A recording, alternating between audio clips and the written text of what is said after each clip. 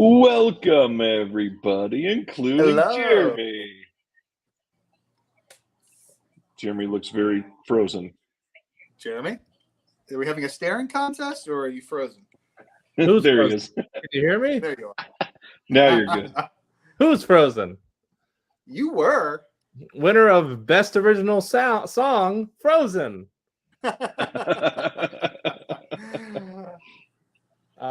Second year in a row. Welcome, everybody.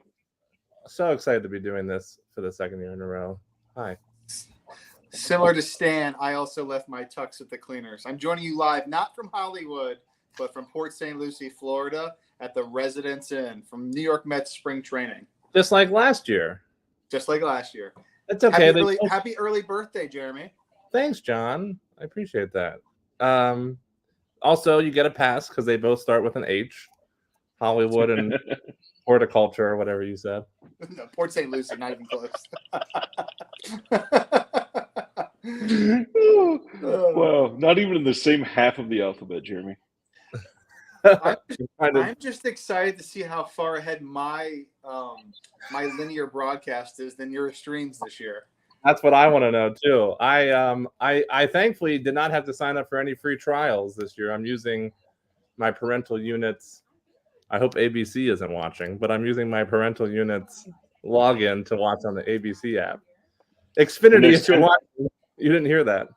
In the next 10 seconds, Jimmy Kimmel will be knocking at your door demanding you to pay. Yeah. Because he could take a limo here and probably be here within, I don't know, with the street closures, an hour and a half. No, he was waiting outside your door, just waiting for confirmation. Yeah. He was like, there he is with his pizza, which reminds me, I need to go grab that. I'll be right back. I just had a pizza too. Funny enough, I had to sign up for a free trial. I tried to use my over-the-air antenna, and the pixelation was so bad that my 9-year-old was like, is this going to look this crummy all night? Well, Jimmy Kimmel's jokes don't need much resolution. They're that good. He's better than it could be. How's everybody doing? You doing good, Ryan? Doing well. I'm glad everybody's here and eager to see some resolution for what's going on in all of our hopes and guesses that we've been making over the last few months. Yeah, it's an interesting year.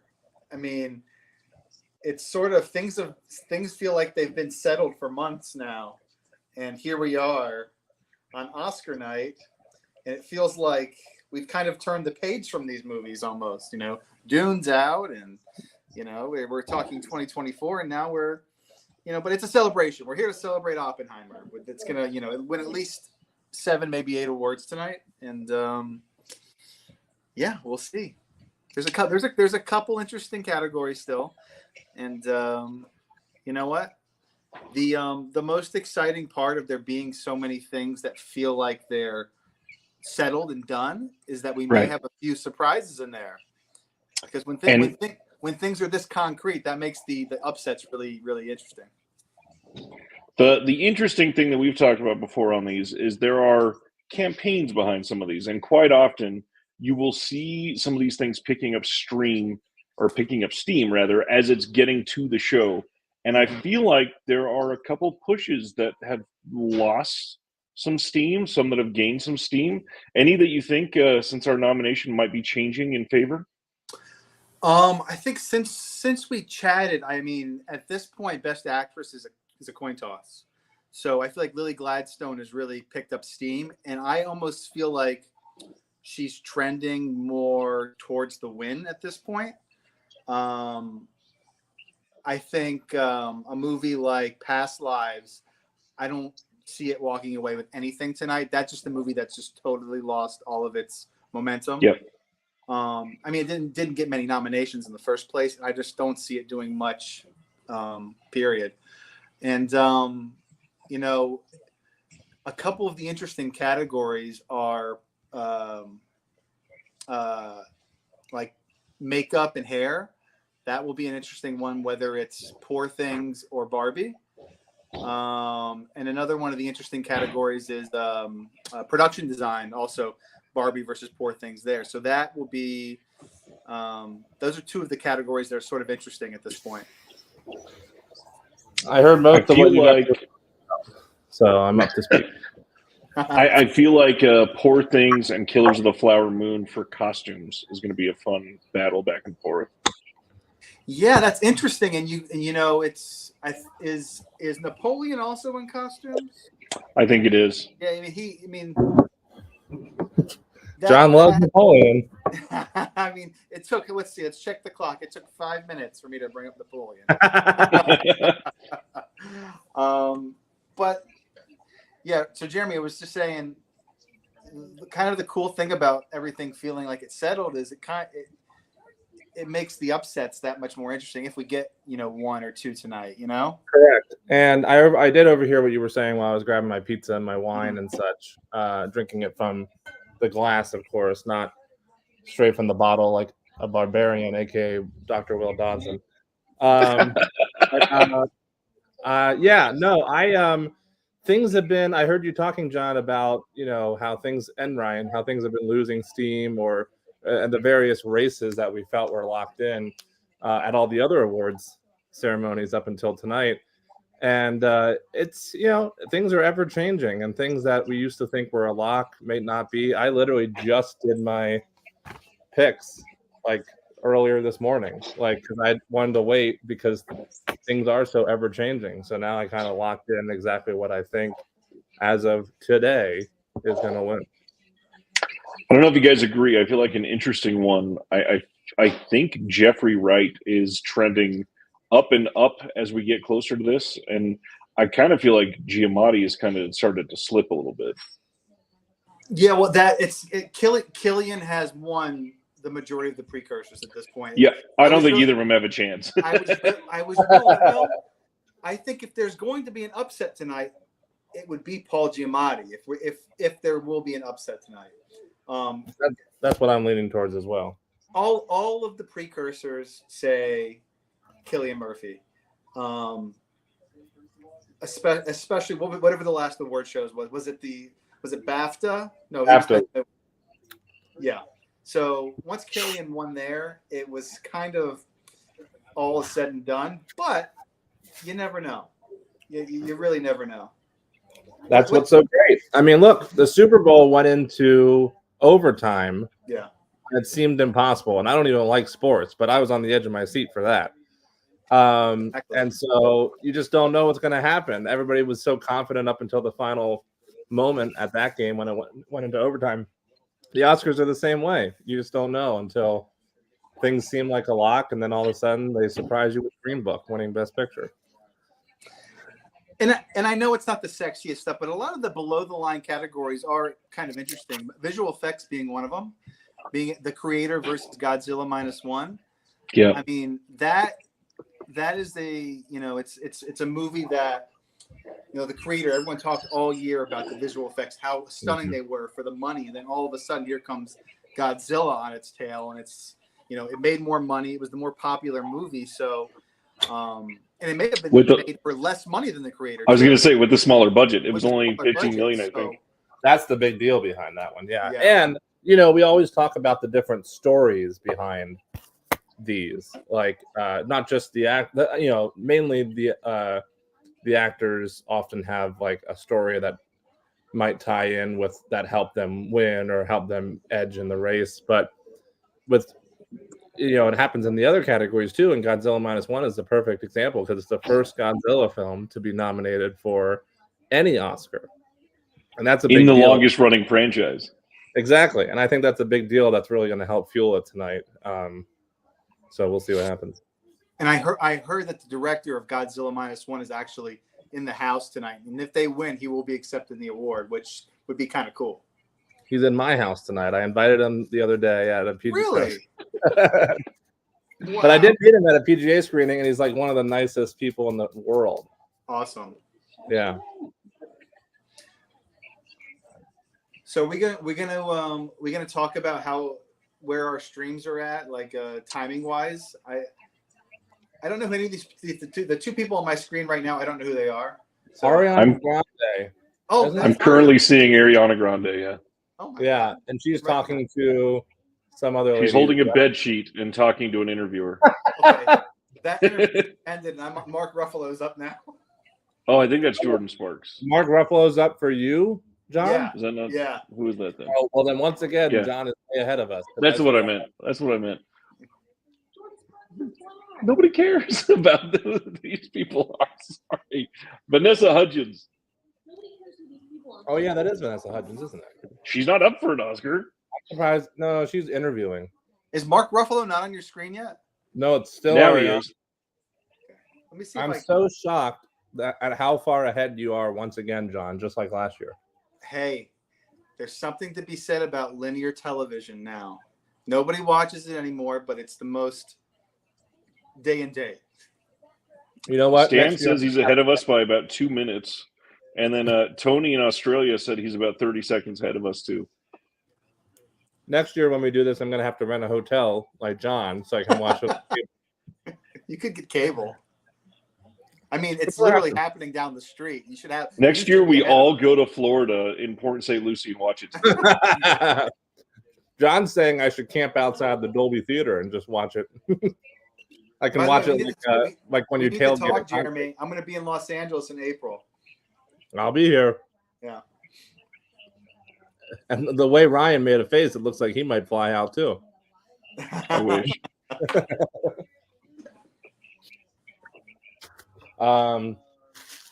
Yeah, now I have Mark Ruffalo, so I'm way behind. Tony wants us all to go to Sydney. I'm down. I gotta get my passport. So we got 2 minutes according to my clock, which means John should be starting right now. John's already seen the first 3 awards. You know, the monologue was great, guys. all I need to know is when's I'm Just Ken gonna be played? Is that scheduled? They should just open the show with that. What? It is scheduled. It is confirmed that Ryan Gosling will be doing it. Excellent.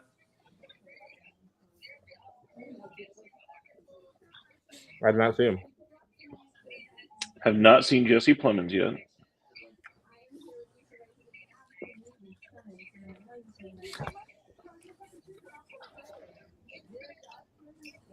Who you guys got, Emma Stone or Lily Gladstone? What do we feel? Should we talk about it beforehand or wait till we get to the award? Well, he's trying to fill blank space, Jeremy. This is called. Nobody wants to watch me eat pizza? Here's what I'll say to fill the blank space is that, and I know we talk about it every time we do any of these streams, not just the live reaction, but also the nominees. What's up? Yo. Welcome. He can't hear you. Oh, that's right. Sweet specs. I like waving. I do think Lily Gladstone will win it. I do. I think Lily Gladstone will win it as well. I think Emma Stone wants Lily Gladstone to win it. I think she does. I think Emma Stone's like enough already. Yeah. I got one for La La Land. Give it to somebody else. Totally. Yeah. So I just want to say that, because a lot of people always hate on the Oscars.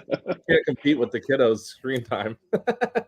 A lot of people always hate on the Oscars. I even had people today being like, an Oscars party or an Oscars live stream or whatever. Right. And I just want to reiterate that it's like, we may not necessarily agree with the Oscars or the Academy and what wins and what doesn't win, but this is just a big day, I think, to celebrate cinema, which is what we all love. Absolutely, the whole year, not even just the winners and the people on the stage. It's a year to celebrate everything. Yeah, that was 2023.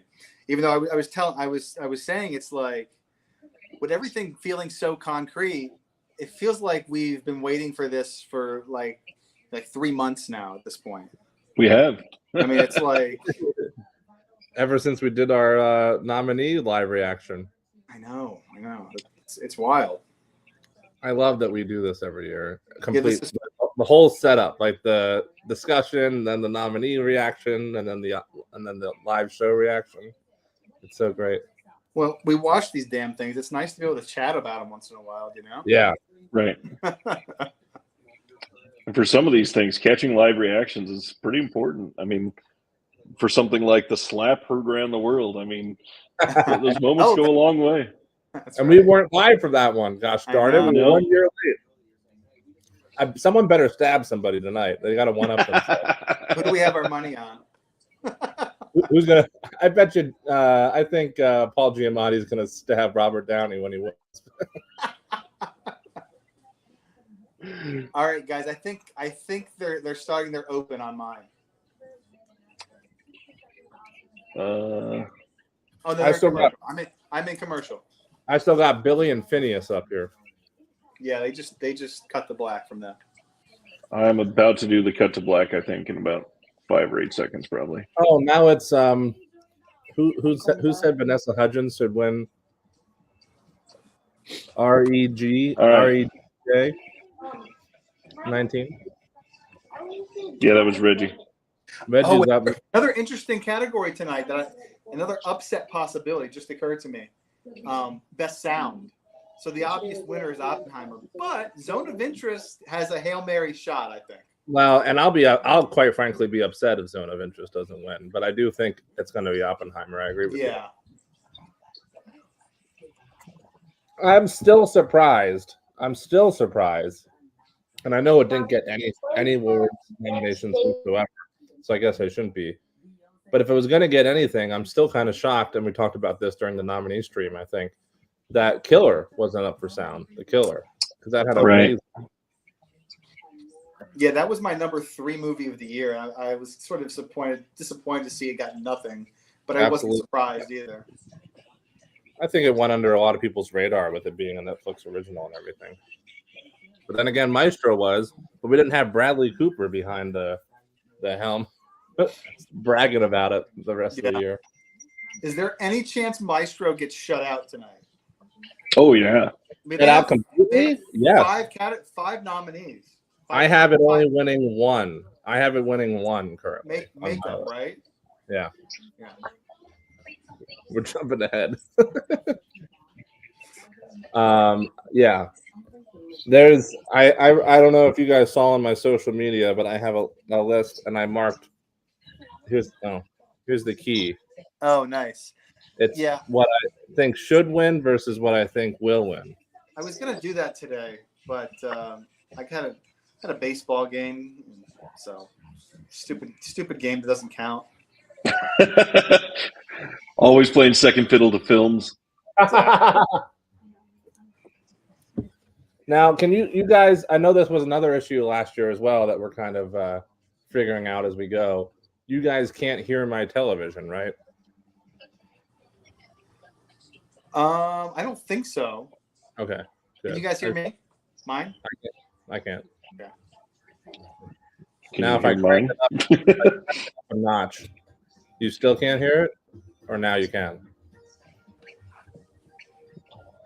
Ever so slightly. I think it's okay. I think we can. Okay. I think we'll survive. Okay, I just want to make sure I can hear you guys and everything that's happening, but it's not overpowering and all that stuff. I'm gonna scooch my iPad away from the TV a little bit. I love that John's background looks like the loading screen of a 2004 DVD. Oh my gosh. Yeah, next year we're flying out and meeting John there, and we're just going to all be there in person with the live television stream. That would be great. That would be incredible. It'll be fun. So, Jeremy, I'm not even in my own room right now because my family is down here. So I am in my coworker and one of my best buddies' rooms right now. He's out at dinner, and I'm literally doing the stream from his room. Otherwise, you'd be bothered by the family. Well, they're like going to go to bed in like the next hour and a half. So that's my family. Oh yeah, and you don't want to wake them because it's a very small room. Those hotel rooms. Yeah. Well, that's okay. They can get their own room, and then we'll get our room, and then next year, and then we can. Here, let me retweet this, and so we can get maybe one Met fan in here to my Twitter follower. How many do we have, Brian? How many are watching? A little over 80 at this point, which is much bigger than last year. That's amazing. I'm always a little weary of these because it's so much fun for just us. So I would do it at Right. 0 before watching, but I'm always a little weary because I feel like people want to watch the Oscars themselves, right? And like not have our commentary over it, and maybe We're second screen content, baby. That's what they want in Hollywood now. That's what it's all about. And I know Tony's been looking forward to this all year. He's been telling me all about it. Tony, I'm stoked you're here. Thanks for being here. I think it's going to be. I think there will be some surprises. I said that in my post about the stream tonight. There's surprises every year. Okay, so I'm watching their opening tease or opening montage is playing right now. Same. I'm watching that right now too. Are we all lined up now? Maybe. No.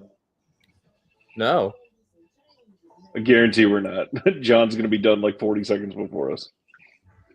Jeffrey writes on Jimmy Kimmel's on my screen. Oh, then yeah. Nope. You're still ahead of us. Son of a bee sting.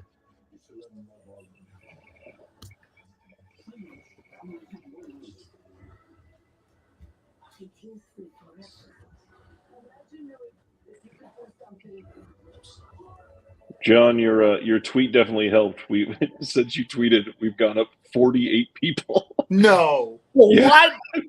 That Really? Either that or the Oscars started, and now people are tuned in. Welcome, Met fans. The crossover between Mets fans and Jimmy Kimmel fans and Oscar fans. For those Met fans that just joined us, this is live from Port St. Lucie at the Residence Inn.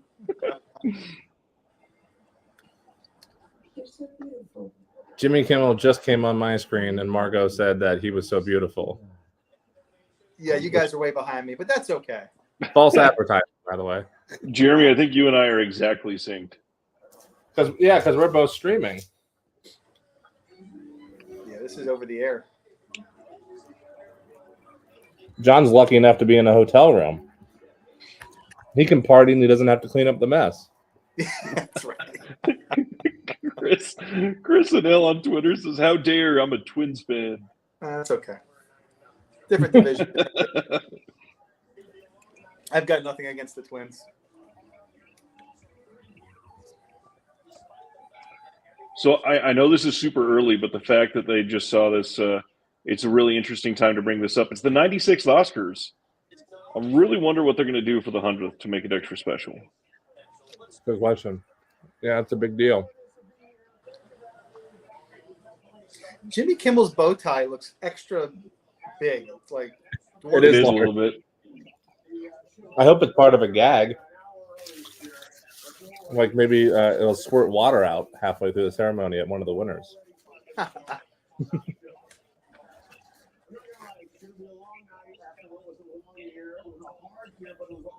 He says, he opens it up with, "I'm not going to lie, it's going to be a hard night." A long night, I mean.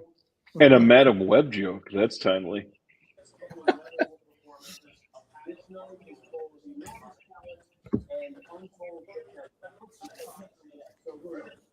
Low. A lot of Barbie, a lot of Greta in the opening monologue here.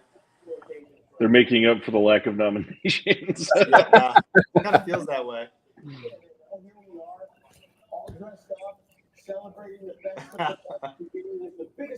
We're not dressed up.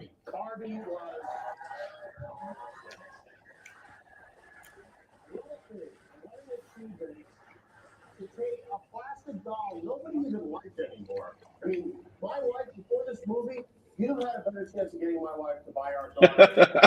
Chris got the exact same feeling I did. Are those Absolutely. Focus Feature title cards behind you? I hung those just for tonight. Actually, if you go back and watch last year's stream, it's the exact same background. I think, except it's flipped. I know you're coughing, but you're the ones who didn't vote for her, by the way.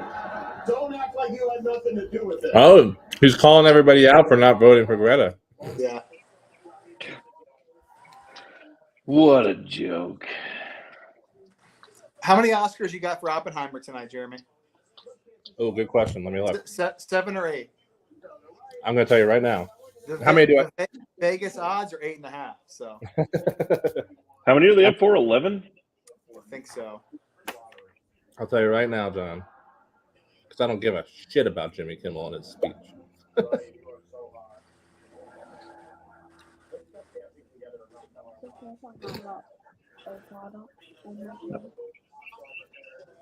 Oppenheimer.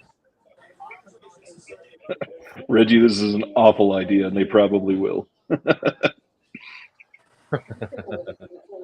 Let's see. One. Do we have the list or the order of the awards tonight or no? No, they seem to change that all the time. Yeah. They do change it often. They usually open with like best supporting actor or actress. Yep.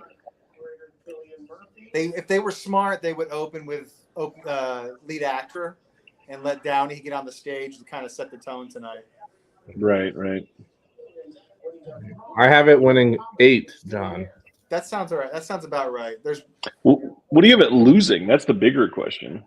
What do I have it losing that it's nominated for? Yeah. I have it losing production design. Excuse me. Yeah, that makes sense. And I have it losing. I have it losing adapted screenplay. Those are the two I have. The dog from Anatomy of a Fall's there. Mm-hmm. Didn't they say the dog wasn't coming? Well, he's there, unless that's a different dog. Wait, did they show it? He's coming. Keep watching. John's 3 years ahead of us. I will control myself tonight with my reactions once again. I met the dog at a live read of Anatomy of a Fall. Sweet. And it's so cute. I love that dog so much. You're right. They did say it wasn't going to be there tonight.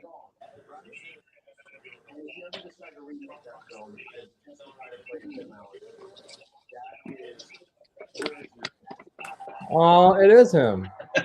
Mary says Snoop is in the audience. That's awesome. That's the dog's name is Snoop. Oh, is it? In Anatomy of a In the Fall, movie. Snoop. And then his real name is Matt. Yeah. Did you think it was Snoop Doggy Dog? I was hoping so, and mine was just behind. Is there any chance we get the instrumental version of 50 Cent at some point tonight? Or maybe 50 Cent in the house.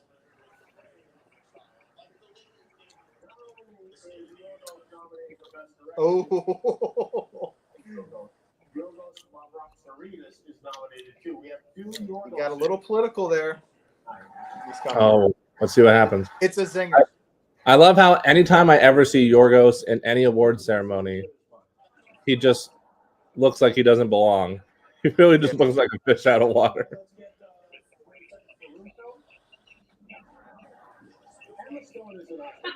The State of the Union joke was pretty good. It's good. Snoop the dog. Sorry, Ryan. That doesn't help, Mary. It's the same thing.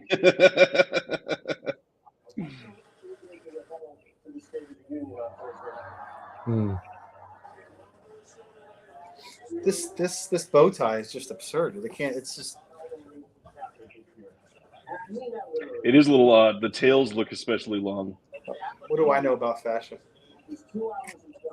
Yeah, I'm here in my sweatpants and a Cronenberg for President shirt. Come on. That's a good bit. It was good.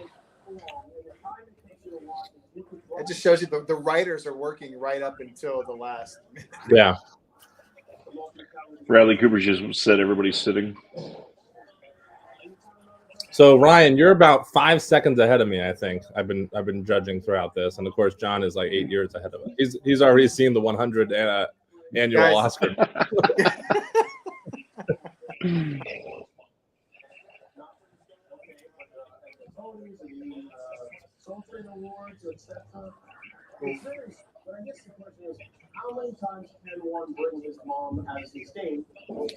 Damn right, Chris. Wow, that's a pretty cool thing. The De Niro and Jodie Foster thing is. Yeah. Oh, so you're not as far behind as you were for some reason, or maybe I'm just. I'm the one that's far behind. I haven't gotten. Oh, I just got that. That is cool. That's nice. Nice little factoid. Jimmy Kimmel, he's just cool as a cucumber, man. He could do this in his sleep. Much better than the other hosts that they've been using. Yeah. Remember the year without a host? Yeah. So yeah. which one of us had.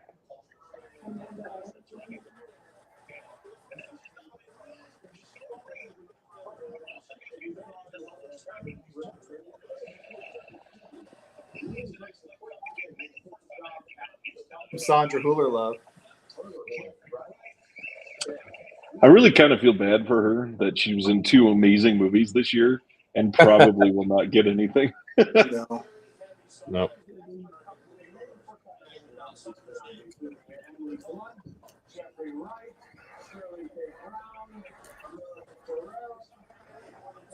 She was amazing in both those movies. That's the thing. But incredible. Yeah. Two totally different performances too, like different movies. she's up against so many other big names. You're touching the remote and you're going to mess up the string.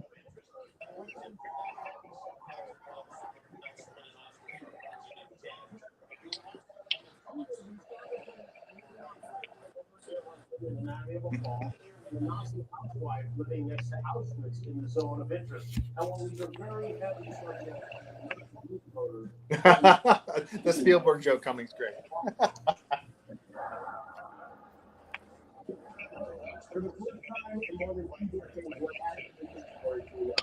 Not tonight, don't worry. In the future, they'll be having an Oscar for achievement in casting. Bravo for the casting award being added. Yeah, that'll be great next year. Or I'm excited for that. 2 years. You'll also be able to watch the person who didn't think you were right there in one sit. Every year, it was a tough year. Remember that kid from The Fablemans? This is what it looks like now. Part of me's like, I've waited, it feels like a year for this. Let's get the show started here. Get this monologue. Reveling in it is kind of nice, though. Yeah. I'm just glad they didn't get Joe Coy for this. Oh my God. I miss when they did not just the musical numbers for best song, but when they would do random musical numbers about like the nominees and stuff too. Yeah. Mm-hmm. Like the years where Will Ferrell and John C. Reilly would come out and do like a goofy song. Yeah. Like I miss that kind of stuff. Like cut out some of the monologue and give me some bits like that. Have Neil Patrick Harris do a Tony style opening every year. I loved when Neil Patrick Harris hosted. I love him in general. Now the question is, will there be clips tonight? That's always the big, discussion. Oh, like when they're announcing when they announce the nominees, you gotta have clips. You gotta. Best way to do it. Maybe we'll adopt that for Shelf Shock next year, and Texas Chainsaw Massacre will be me. Not a clip from the movie, just Ryan holding it up. I can't show the movie; it's not allowed.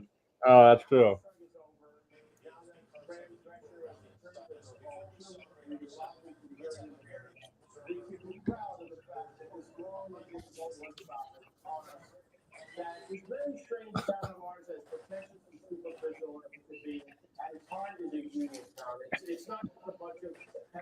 The Nepo baby jokes are always present. Who are they bringing out now? I missed that. I'll let you know when I see it in 3 minutes. Okay, great.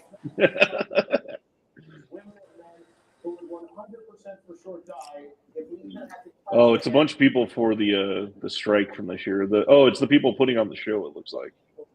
Oh, TV crew, nice. That's rare and actually really classy for a year like they've had. Yeah. I like that.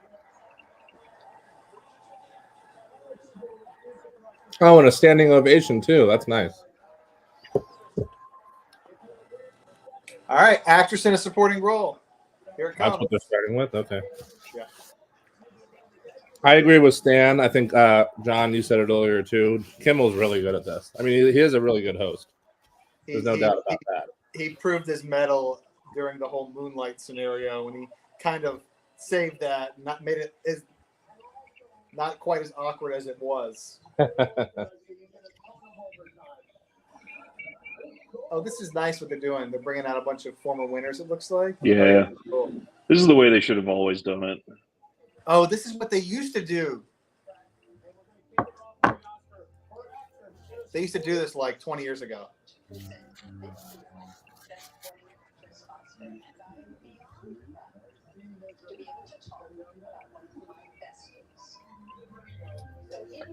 Man, Lupita's incredible.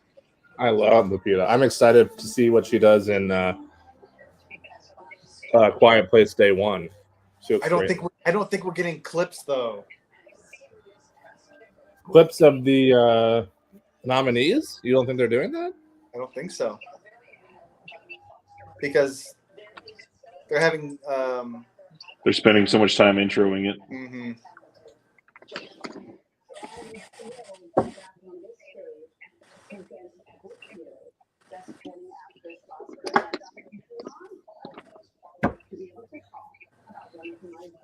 In the last moments of Emily Blunt's character, Kitty District. All of a sudden, I'm hearing John's stream. Did you turn up the volume? Did you turn it up? I turned it down. Oh, I don't know why all of a sudden it kicked in. We got a little quiet. Ooh, she look a little old. Who, Jody? No, Mary Steenburgen. Oh.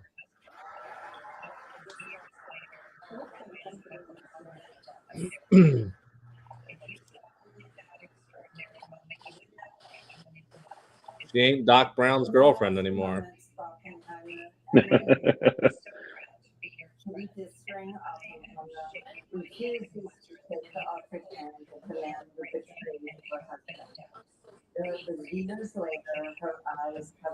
This is nice.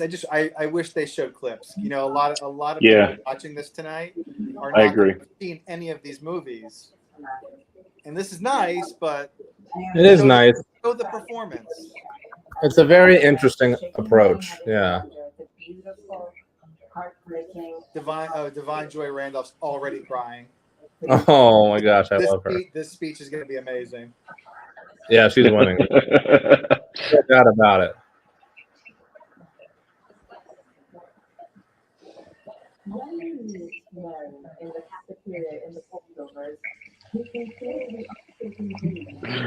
Lupita already got her messed up. Your performance is tribute to those who have helped others heal in spite of their own pain. It's also tribute to your grandmother, whose glasses you wore in the film. What an honor to see the world through her eyes and yours.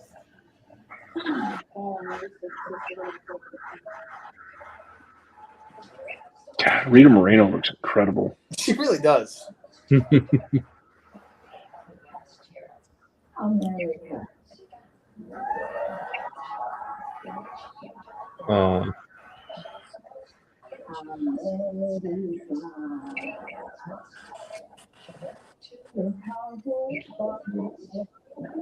Are you too far ahead, John?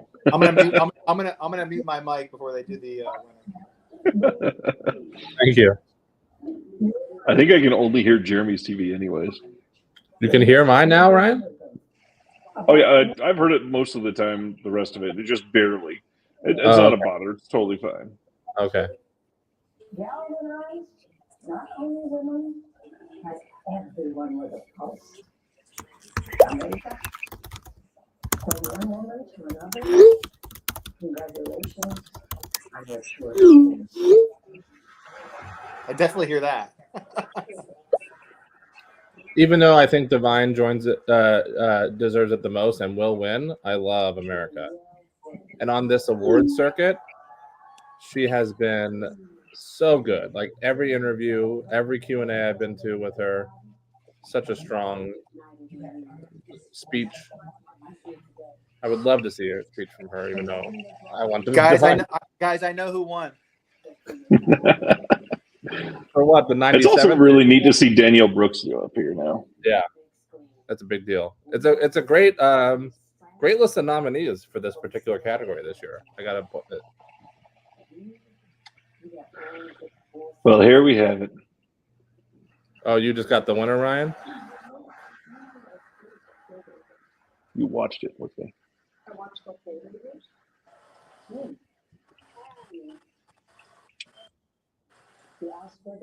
Oh, what a season for her.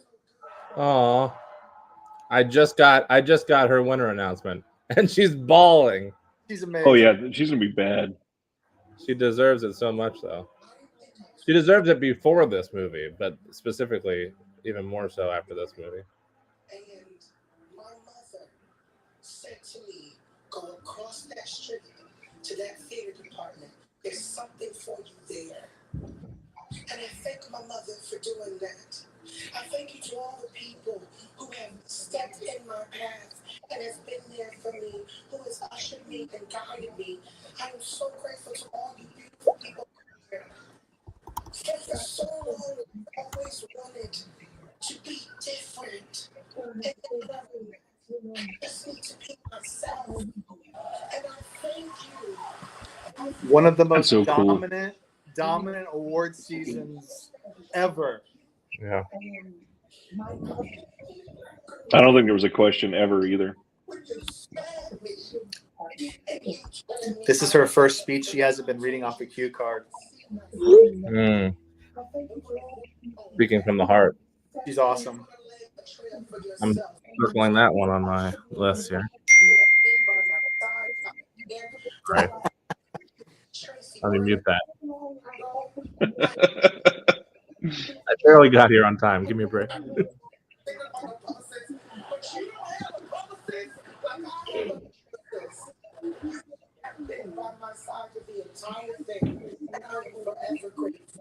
I pray to God that I get to do this more than once. I thank you for seeing me. Have a blessed night. It's about to be half an hour into this. We're only through the first one. You know what? I'm one of those guys. I'm like, let it go. Yeah. Same. Honestly, yeah, I couldn't agree more. If this went till midnight, I'd be totally fine. I'm one of those guys, man. I want to hear them. I want to hear them give their big speeches. I want to play the clips. And play the clips. Cut Jimmel's monologue short and play the clips. Let's get the hashtag going, guys. Play the clip. Fantastic speech. I'm in commercial. Okay, I'm still finishing. Just started commercial here. She just wrapped up her speech. Oh, Paul's crying. They cut the Paul and he had a tear. Glad you could join us, Jeremy. Apparently, the ABC app. You think the ABC app would be the closest thing to a live stream since that's the channel it's airing on? But nope, I'm behind even Ryan, who had to do a free trial. Well, we all know Disney's always behind the times. What free trial did you do, Ryan? Are you allowed to say? Yeah, not sponsored post. If YouTube TV ever wants to sponsor, I'm here. Yeah, YouTube TV. But the weirdest thing is the free trial for them now, 5 days. Whatever happened to the let's try something for a month? Yep. That was me last year. This time when we did the stream last year, that's what I did. I signed up for that and I had to cancel it immediately since it was only 5 days. I didn't want to forget. Right. By the way, if Mango Cart wants to sponsor your stream, it's the only beer I drink. With a smile and a Vanna White. We're sponsored by YouTube, Smart Water, and Mango Cart. Woo! And well, boys, Nalgene water bottles, I guess. One award down, no surprises. No surprises. Yeah, this is the least surprising one yet. 1-for-1 great speeches, though. Oh yeah. I think based on who I'm predicting to win, we're gonna get a lot of great speeches tonight. That's the thing. Which is good. The Academy kind of needs this night to be great. It's sort of a perfect storm for them, having the main winner of the night being a movie that most people have seen. Mm-hmm. So I feel like they're gonna have a lot of eyeballs tonight. For one, they moved it up an hour as well. Last year, I think it's usually at 8:00 Eastern. Yeah, they did move it up an hour. So hopefully, their social media managers at ABC have tweeted out that speech and reminded everybody that this is on. So maybe they're expecting a longer show too, potentially. That could be it too. Yeah, fill that full 4-hour block. It's also necessary with the year that we've had with the strikes and another potential union, on the verge of potential strike, and it's just an important time for film. And they're going to be doing this whole talkie talk with the nominees of people talking about them instead of showing the clips. That's going to take up some more time too, that they need a budget for. And then getting a Lily Gladstone commercial for the next Under the Bridge that they're doing on Hulu. That bodes well for her. She's great. She's just great in general. Inside Out 2 trailer. It feels like an odd movie to get a sequel to, but I really enjoyed the first one. Did you hear about the crappy part with that, though? They had to recast 2 of the voice actors that supposedly they offered them about 10% of what they offered Amy Poehler. Wow. Oh, really? And they said, hell no? Yep. Do you remember who it was? I believe Bill Hader and not Mindy Kaling. No. I don't remember the other one. And you know what? Now that I'm thinking about it, it might have only been 5%, not 10%. I think Skolder and I are watching it around the same speed because I'm back from commercial as well. I am as well. You are? I'm still on the Inside Out 2 trailer. God damn it. I'm seeing a Holdovers clip. Yeah. They're doing all the best picture clips.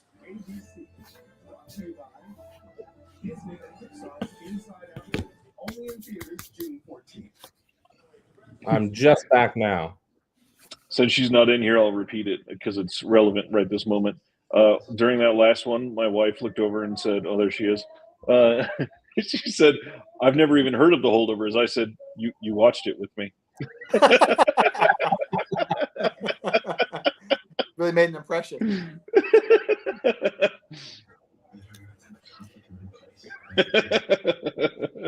Must not be a big Paul Giamatti fan, your wife.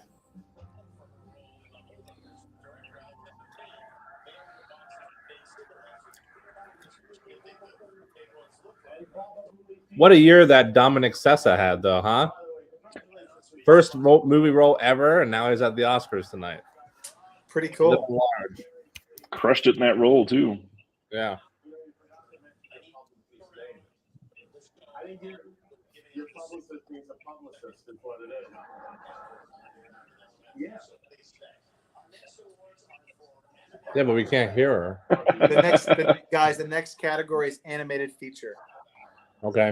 So this is a little bit of a showdown, but I do think this is a little up in the air. it's Spider-Man versus the boy in the hair. Miyazaki.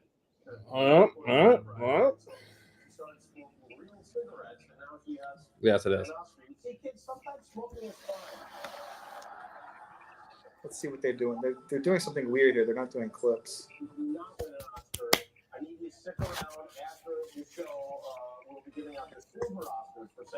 Did you both get to watch everything that was nominated this year? I think you both were trying for that, right? We were trying. I was trying so hard, and I did not. What about you, John? Sure. I really slacked for the documentaries. Yeah, I'll tell you what I missed. I missed all the documentary shorts. No, I watched the one that I think is going to win. I missed all the other ones. I missed about half of the documentary feature films, and I missed one international film. Mm-hmm. I think I got everything else. So you missed Io Capitano too? No, Io Capitano I watched. Which one did you miss? I missed the Teacher's Lounge. Oh, you know what? I downloaded that to watch, and I ended up watching Once Upon a Time in Hollywood instead. I also downloaded. That was such a John sentence. That should be on the DVD cover on the Blu-ray cover. I went to watch this, but watched Once Upon a Time in Hollywood instead. Oh wait, this is animated short. Okay. I know. I think Jeremy. That one. Which one? This guy looks like. Oh no, he's not. He didn't win. He's in the background. When they do the cutaway to the guys that win. Oh, he's coming to the stage. You'll see him when you see him. You'll know. Oh, is it Julian Lennon? So it doesn't go over there. Because I've gotten I guess it is. Yeah. I get that all the time. Well, now I know what won. Thanks, John. Yeah, sorry. Have you guys seen the animated shorts? Because this one No. is the most in your face. I disagree with it. I knew it was going to win, but I disagree with it. Which one did you want to win? 95 senses is what I would like to win. Mm.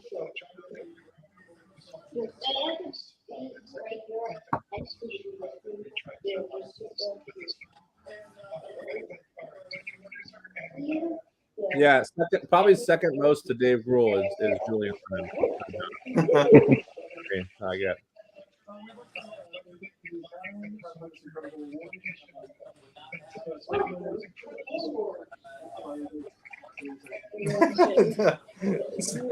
Cinder agrees. Scolder.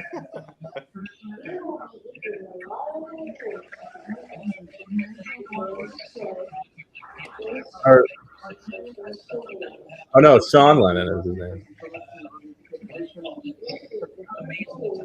Stan was trying to tell you that a minute ago, Jeremy. Sorry, who was I thinking of? Oh look, Jeremy just won, says DC.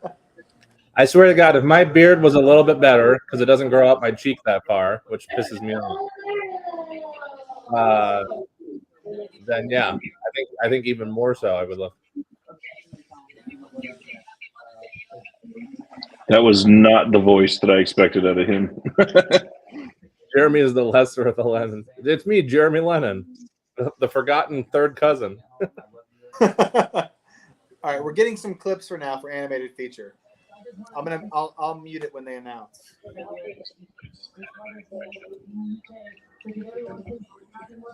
Who do you guys got? Do we want Boy in the Heron or Spider-Man? I didn't love either. I was Team Ninja Turtles. I would do. I love that one. I would do Spider-Man between those two personally. I love Spider-Man. I think that movie's incredible. It's not my pick for best animated film. I just watched this. I fell in love with it 2 days ago. Robot Dreams would be my pick. I loved it. John looked shocked. Maybe Robot Dreams did win. Are you just shocked that is what I want to win, John? No. I just saw the winner. Oh wow! You just saw the winner, Ryan? Am I really that far behind? Yes, I did. Oh, I guess I got to sign up for another free trial of YouTube TV.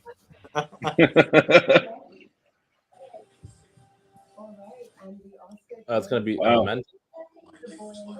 Okay. I mean, I'm happy with that. I liked it. Miyazaki's not there, unfortunately. Yeah. Well, because he doesn't give a shit about our award. He doesn't give a shit, and this isn't his last one, so. Yeah. It's also not his only one. He wasn't there for Spirited Away either, I don't think. Yeah. No, I don't think so. He really just straight up does not care about the American award system. He's said it on records many times. That's what it was. I turned it down in the commercial and forgot to raise it. All right. Well, that's the first underdog of the night that has come through. It is. It's the first one that I've gotten wrong so far. Yeah. Again, though, it has been trending upwards. Yeah. I think you can chalk that one up to Spider-Man being a sequel and a 2 of 3, right? There's another one coming? Yeah. There is. And they've already awarded the first one, so.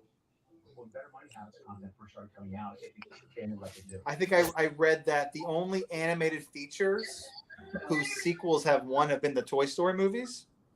So that's not a total surprise that they didn't. That sounds right. That sounds right. Have either of you watched the animated shorts, by the way?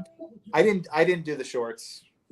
Ryan, I'll tell you. I missed when it played in the theater. Yeah, I'll tell you what. That War is Over winning is proof as to how rigged the Oscars are. I mean, we joke about it, we talk about it, we talk about how, regardless of that, we watch the and get excited about the show anyways, due to it celebrating what we love, which is cinema. But man, oh man, because it's literally I think the worst of the animated short block that I saw. Wow. Really? It's just the power of the names behind it, I think, that made that one win. It starts off with a really strong message and a kind of cool animation style that I've seen really go either way with the reviews I've read. And then it just immediately drops this in your face generic. Anyways, it starts off okay, and then it just becomes a mess. But 95 cents is really good. I would strongly recommend that one if you got a chance to. Before we come back on, I just want to share it's really cool that since we're watching this, it has inspired my kids to start reenacting their own award ceremony. They brought out trophies and they're filming it and everything. Amazing. Aww. That is amazing. By the way, Ryan, I liked your Photoshop with us and with the Nice. Holding the awards. Yeah, that was great. Oh, he's showing his awards. Nice. Congratulations. What category did you win for? He said, "What category did you win for?" For the soccer. I didn't hear it. He said for the soccer one. Oh, we're adding all kinds of categories: casting, soccer. Not right this second. Thank you, though. Whoever invented the 5-second rule has never heard of. Are you back yet, John, or still commercial? I'm still a commercial. I'm on a Toyota truck commercial right now. Next time we go to commercial, maybe Ryan. I'll show everybody my Oscar Best Picture drink list that I created for tonight. I was saving that because you ruined this. Look, I've got it ready. Wow. Oh. Great. Well, we'll bring it up later. Sorry. What time's the party, Jeremy? It's now. We're in it.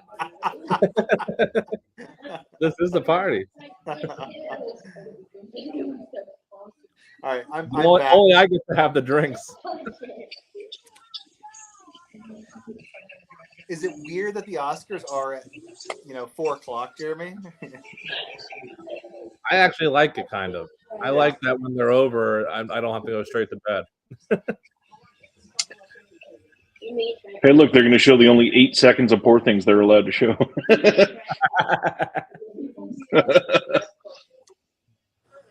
Uh-oh, mine froze. Oh, we're back. Never mind. Oh, it froze again. Maybe if I exit out. We need more Gerard Carmichael. I will say that. Yeah. His film that he wrote and directed from 2 years ago, I think it was so good. And it got I didn't hear anybody talking about it. Yep. I'm real glad you turned me on to that one. Yeah. All right. Adapted screenplay. I'm restarting my app because it was glitching a little bit, and I'm hoping maybe this will catch me up to you guys too a little bit. American Fiction versus Barbie. That's it. Oppenheimer is probably in there too, but American Fiction is trending up. I would agree overall. I voted for American Are we Fiction. original or adapted? I think we're doing both back to back.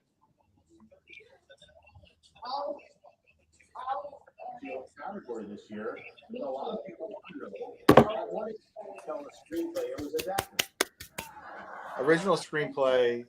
Anatomy of a Fall has got to be the leader going in. I think it is. Yeah, I'd be surprised. A nice upset here would be Past Lives or The Holdovers, though. Well, we haven't been talking about this as we've gone along so far, but I have that I would like Past Lives to win that, but I think Anatomy of a Fall will win. And I have that I would like Poor Things to win Best Adapted, but I think American Fiction will win. So there you have it. Each art form maintains its individual characteristics. What's up to Hobbit? Any thoughts on that holdover script controversy? I don't know enough to really weigh in, of course. And I haven't seen any kind of proof one way or the other yet. It seemed like really shady timing. It did seem like really shady timing. What I will say is that I've been to, I think, like 5 different holdovers PGA events with Q&As. I think either all 5 or at least 4 David Hemmington was at. Oh, thanks, Biffer. And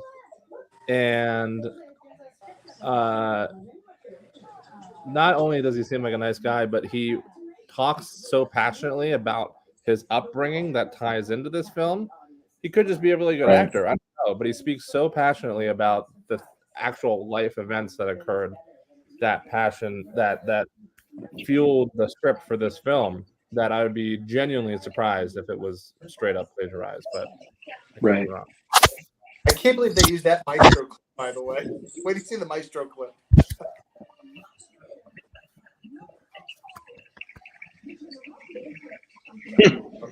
Really shows off the writing on that one. I'm muting.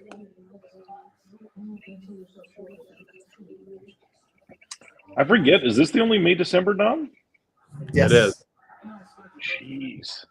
Yeah, which is kind of baffling. I thought for sure Charles Melton would at least get in there.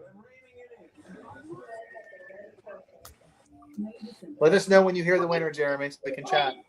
I'm sorry, but what an ego trip for Bradley Cooper Maestro is. I'm just going to say it. Everybody come at me.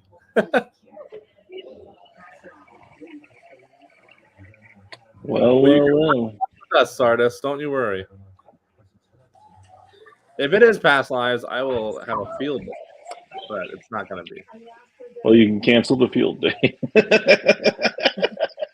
That's what we thought it was going to be. Not the least bit surprised on that one. No upset. No. And it's a great film. It's a great film. It's very deserved.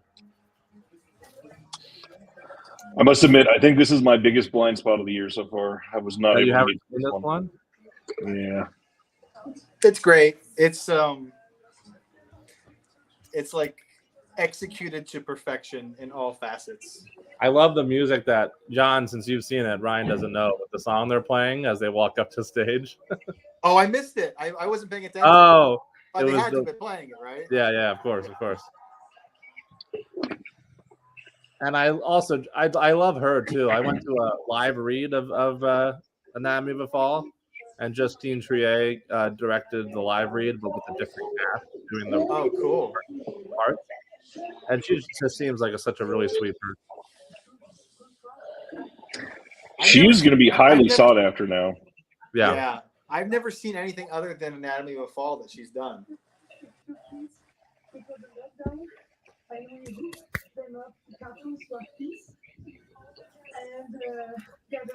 It's okay, sorry. I can't even think offhand of anything else she's done. And they're all saying 2 other people, a woman and a man. Prefer to Hobbit says LFGM. And they actually. Oh, Sybil, that's right. John and I were talking about it. Sybil's the one that was released on one of the OCN partner labels, put it out. Oh, and Justine Triet did that? Yeah. Yep. Oh, interesting. I have that. I just haven't watched it yet. They're following it right up with Adapted as soon as Triet's done. Okay, great. I want to thank all the cast of Persona, so Miro, cast on set. That's what best for director. I know it was just because she's really excited that it won, but Sandra Hüller, they cut to her at one point. I don't know if you guys saw, and she did like maniacal with her hands. Very German. Very. You know what? Oppenheimer's nominated for Best Adapted Screenplay. I don't get why it's not like one of the favorites. As far as adaptations go, it's kind of amazing. Yeah. I think they're trying not to give it all the. I know. I mean, American Fiction I love, and it's a writer-directorial debut by Cord Jefferson, who I also love. Yeah, I've been following him since his television career. He's done some great stuff in the television world. I was fortunate enough to go to the American Fiction premiere, and I got to chat with him for a while. This is Greta's only chance to get on that stage tonight, by the way. That's true. Leslie wins for production design, and she's like, "I'll take it." Yeah. Technically, if it won Best Picture, she'd be up there. I know who wins. I do too, and it's The American winner Fiction. is cinema. Other woman tie herself into knots that will like us.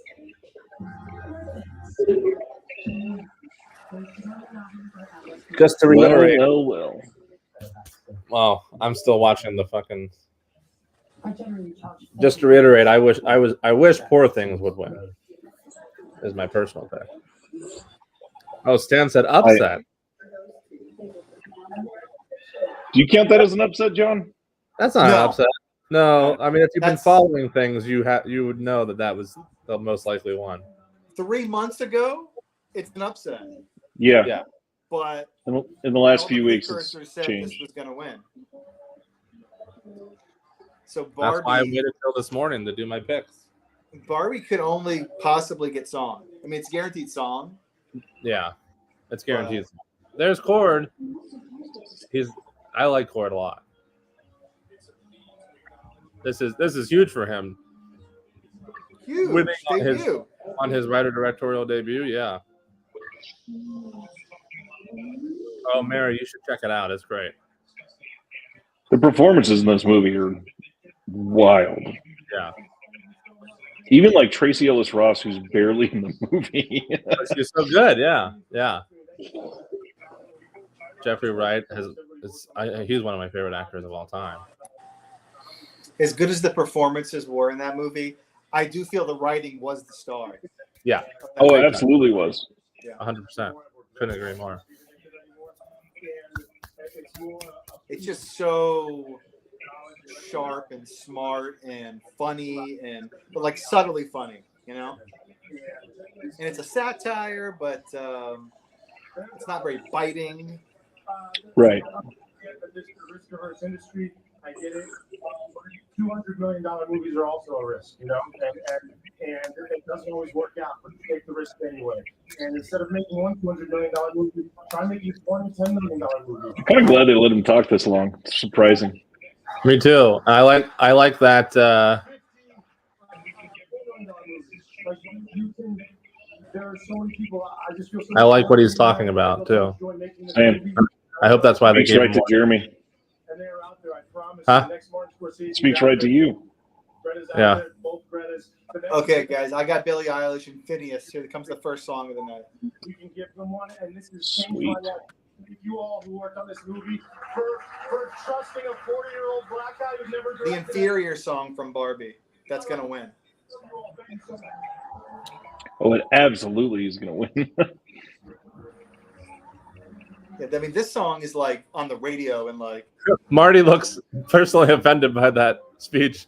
He's like, "But I make big budget movies, huh?" Performing the Oscar-nominated song "What Was I Made For" from Barbie. Here are Billie Eilish and Phineas O'Connell. Oh, so we're performing the winner right away. Okay.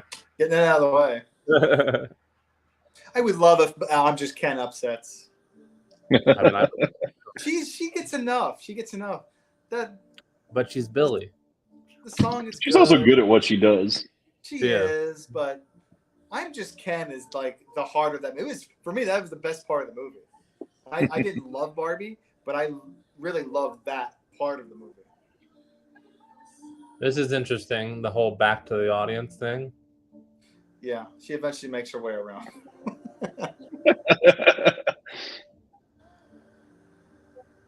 Oh, it's spinning. I see.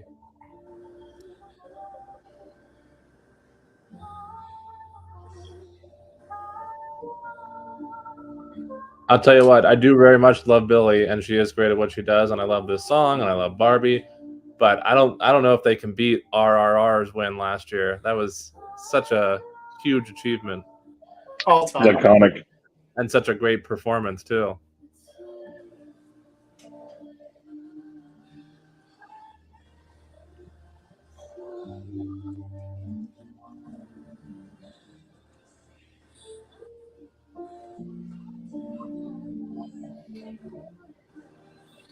I'm not a big fan of the production design here of this whole stage.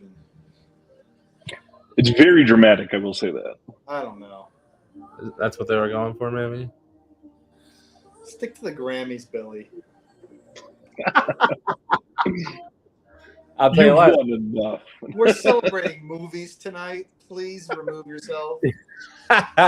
What does music even have anything to do with movies, anyways? Let's get Ryan Gosling on the stage, please.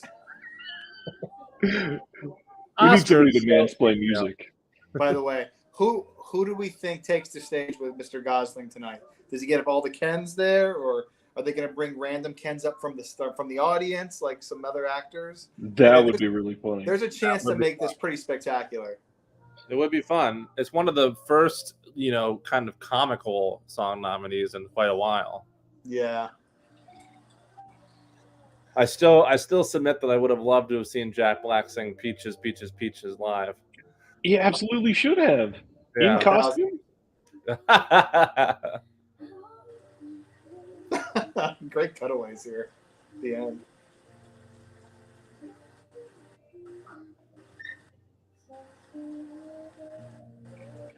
I'll tell you, I'm not dissing Billy at all like John is, but because I love her.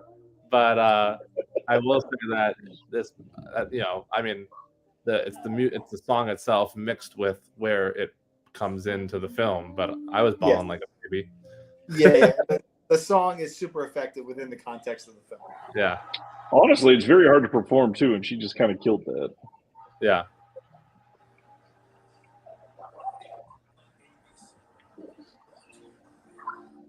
All right. I'm headed to commercial break. Oh, great. Kate McKinnon was really loving that. Oh, great cutaway to her, I know. That's a hell of a double feature presenting next, too. It was Michael Keaton and who was it? Catherine O'Hara. Oh, perfect. For Beetlejuice, right? Oh, yeah, Beetlejuice 2. I can't wait for that, by the way. I know somebody who went to an advanced screening and said it's actually really good. Oh, awesome. It was like a very advanced part screening. Of my childhood. It was a test screening, I should say, not an advanced screening. Gotcha. Where they show it, get the people's opinion. Sure. Sponsored That was a by good performance. It was great performance. So I watched Beetlejuice way too young as a kid. So and my dad has camcorder footage of me probably at 4 or 5 quoting the movie. And my quote from the movie is "nice fucking model." My dad thought it was hysterical. My mom wanted to kill Of course, it is hysterical. Hi, Celeste. Hey, Celeste. I'm all for children swearing more. That's my vote. Me too. Speaking of, yeah, I know. I'm not as clever as Jeremy. I'll leave the comedy to Jeremy. I was planning on changing mine throughout the night, and you just reminded me. I don't know how to update any of this stuff. I don't know how to look at the chat on here. I got it open on second screen. I'm a novice. Are you on a computer? I'm on an iPad. That could be why. Yeah. Ryan, how many people are watching? We're at 440. Good Lord. People watching your face, John. Yeah, people don't want to sign up for a free trial of YouTube TV, I think.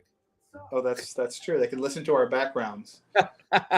Celeste wants to workshop a subtitle for you, John.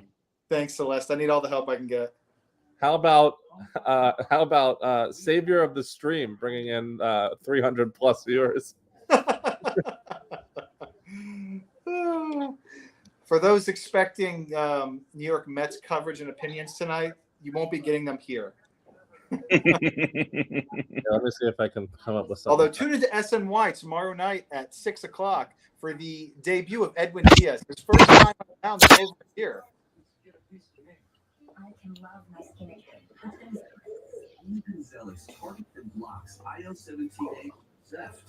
Very good, Celeste. That may go to my head, though. Felix helps adults with moderate to severe psoriasis control plaques to deliver clearer skin fast for results that last. I will give myself back the freedom of shorts. Dare to wear black again, from head to toe. Most people got 100% clear skin. Some after the first dose.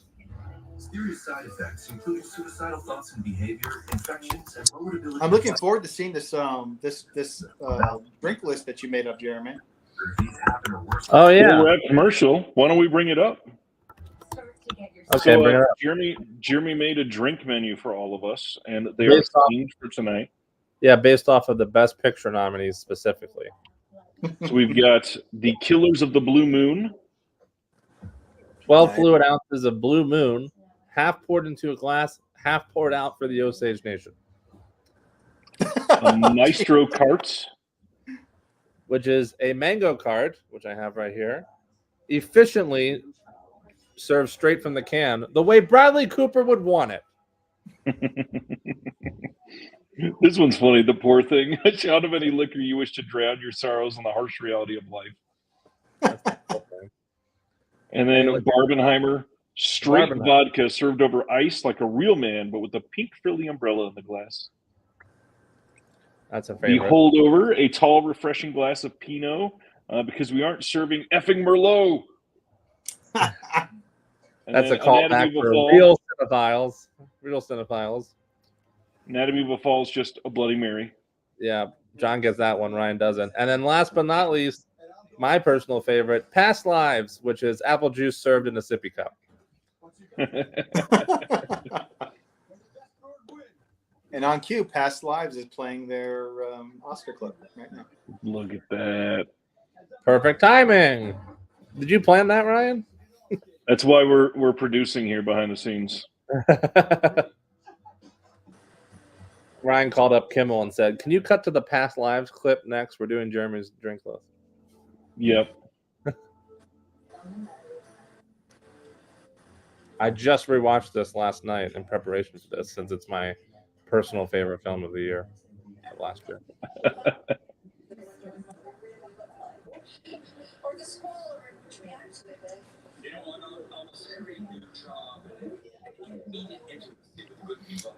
Celeste wants you to come up with a zone of interest drink, Jeremy.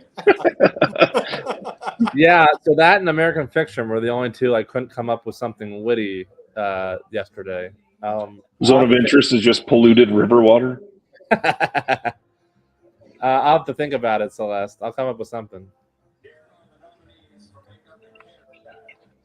Ooh, makeup and hair. This is a big one. This is a big one.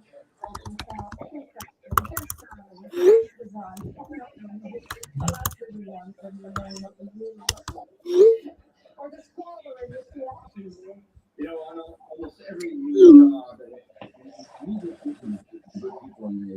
For me, this is Poor Things versus Maestro. Although Society of the Snow should be up there, even though it's not going to win. I have Maestro is winning, and Poor Things is what I would like to win.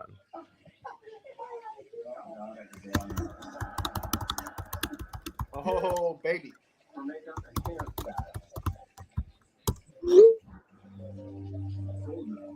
Maestro sweep, says Celeste. Celeste, I hope you're not sitting down because Bradley Cooper's going to come steal your chair for saying that.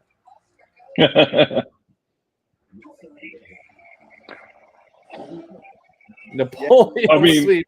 Yes, Napoleon. Is Celeste just trying to get under my skin? I got to admit, it's kind of surprising. What one? Yep. I'm not there yet. Oh, I mean, I'm happy. I think the chances of a Maestro sweep are much higher. Much All higher. that dialogue about that damn fake nose. Meaning you get swept out, yeah. You saved yourself there. This is what I wanted to win, so I technically got this category wrong, but I'm happy about the win.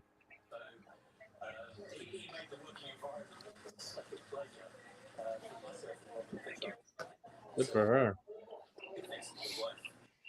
All right, so that's the first for Poor Things tonight, right? Yes. 11 nominations for Poor Things, I think. Wow. Let's at least getting two more. So Poor Things and Oppenheimer are the same number? I think so. A lot of the same categories. Thanks, Celeste. For a second, I was like, wait a minute. Celeste wants a Maestro sweep, but then says, hell yeah, when Poor Things wins?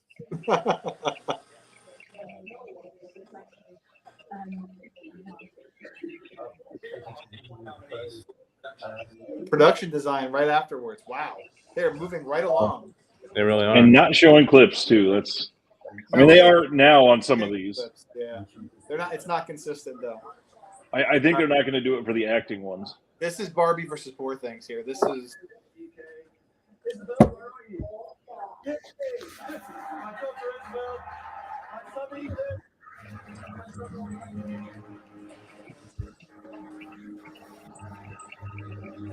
Aw.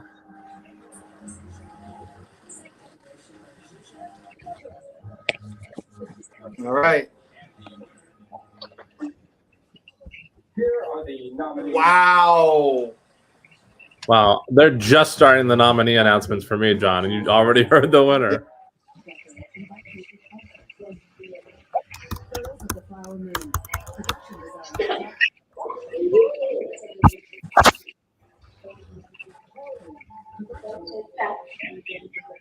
Did John say wow so dramatically because it's Napoleon and that's what he wanted to win? No, that is an actual upset. This is an upset for sure. Don't tell me it's Oppenheimer. How did Napoleon win what? I'm just kidding. It should be Poor Things. It should be Barbie's the favorite. I think Barbie should have won. Barbie was the favorite? I Yeah. actually thought Poor Things was the favorite. No, I mean, I have Poor Things as this is one of the few categories where it was the exact same. What I wanted to win and what I thought would win. yeah, I think if Barbie isn't winning Poor Things, the Academy just really hates Barbie. Or isn't winning production design. It's not, they really hate it. Stan says, guess I got to see Poor Things. And if you didn't know, Stan, it's now streaming on Hulu. Yes, Dan, get on it. It's a fun watch. It sure is. No, there's nothing like it. You see what Michael said? Michael said, Jeremy's inside connection doesn't extend to his streaming connection. Of course, they don't have any insiders over at Spectrum.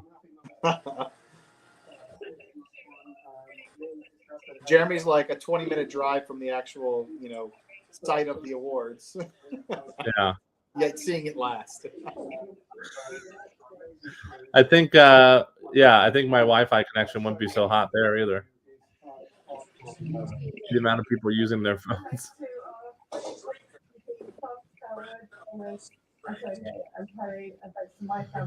So Poor Things got both of the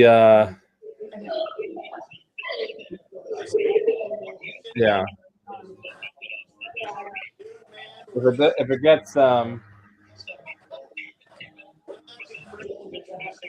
gets costume like I think it should.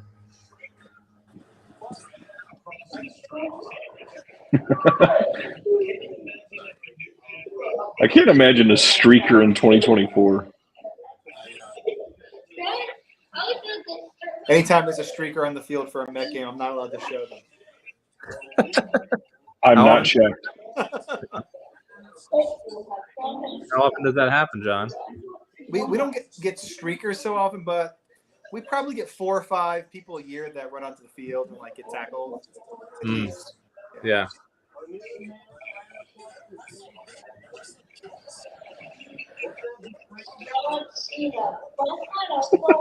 It's a pretty good gag.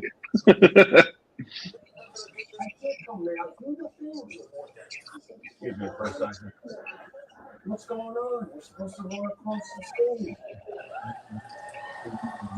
Oh my God.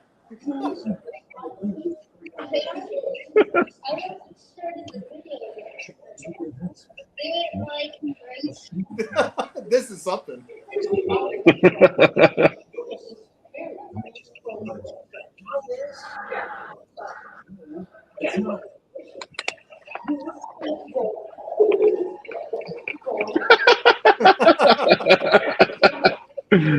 Wowzers.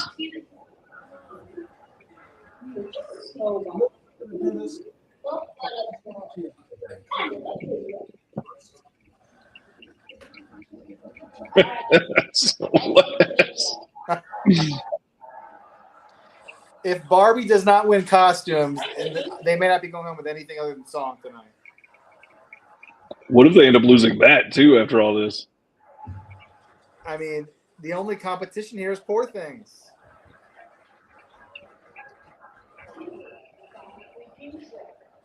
This has to be Barbie.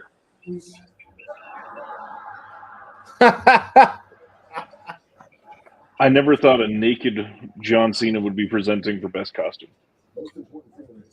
This really just, my God.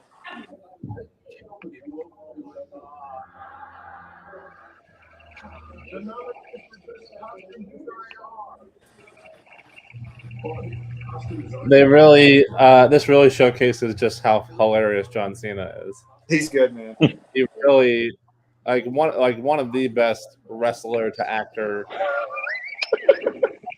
Barbie, I'm sorry, Jeremy. Barbie, they hate that movie. They hate Barbie wins nothing. You're ruining it for me? Sorry, I'm sorry. Is it Poor Things? Yes. I am astonished. I'm astonished. That's what I wanted to win. Barbie is costumes. The whole movie. It's Poor Things. I mean, they're good. It's just period piece attire. Kind of. I had Poor Things is what I wanted to win, but Barbie is what I felt should. I think Barbie was a big favorite in this category. I think. And production design.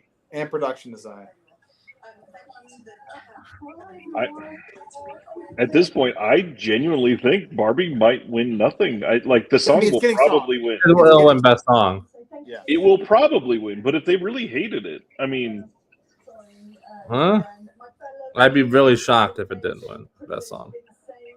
This is a good point from Michael Smith. Well, you never know.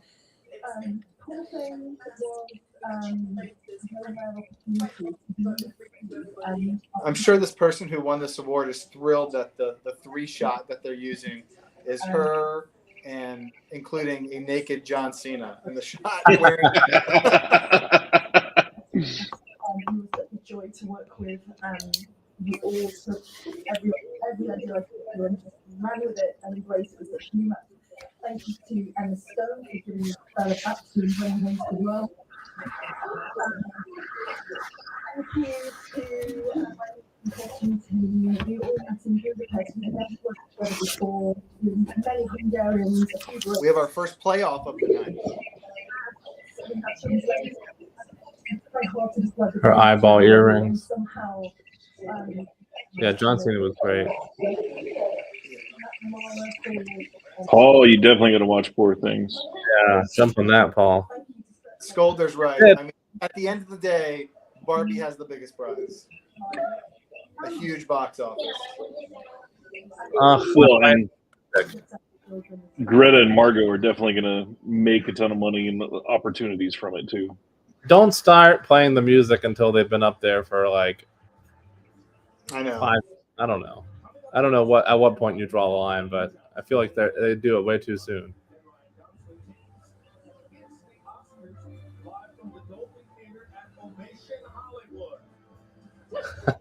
A nice little moment between John Cena and The Rock there.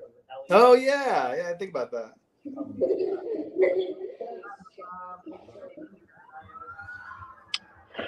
Ooh, Michael wants to know, has Greta Gerwig or Baumbach won an Oscar? I don't think either one has. Not for directing. Wait, did Gerwig not get any?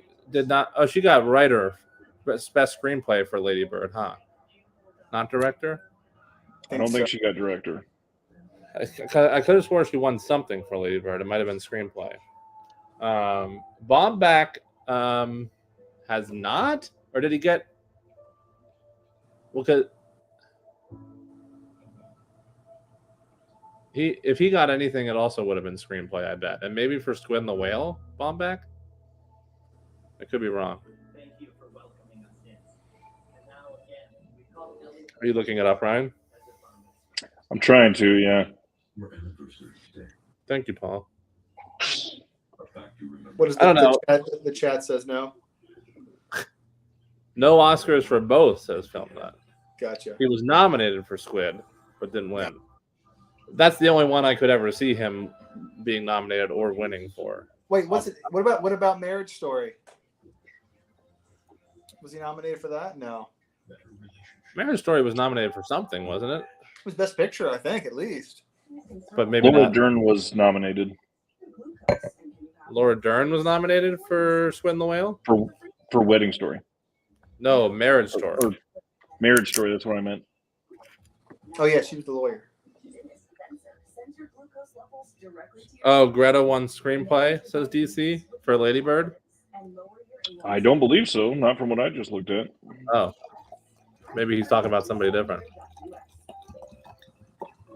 Maybe she won for something else. Did she win for Little Women or... By the way, this is how I choose my wines. I want everybody to know. This one had a pig on it, and I like pigs.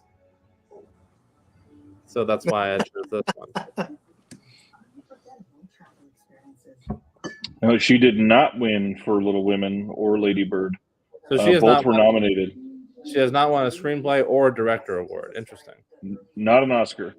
And not this year either, because she's not up for director and she already did not win screenplay. That's a shame. Did you guys happen to notice my subtitle change? Yes, because mine changed right then too. Oh, I like yours. I'm gonna change mine again.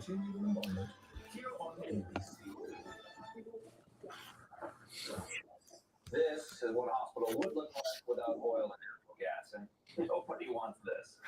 So we've had a few upsets. Nothing,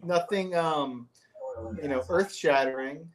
But what we do know is that the Academy hates Barbie. They really do, don't I mean, we kind of knew that when certain things didn't get nominated. True. Even right. Margot and Greta.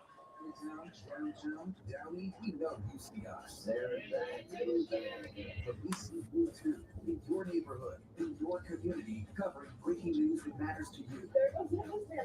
I'm trying to think of a clever subtitle. Sorry for the dead air. we were all hinging on you.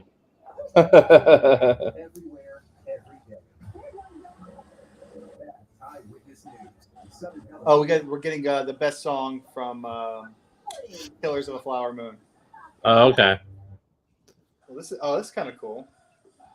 Yeah, I'm interested to see what the performance is for this one.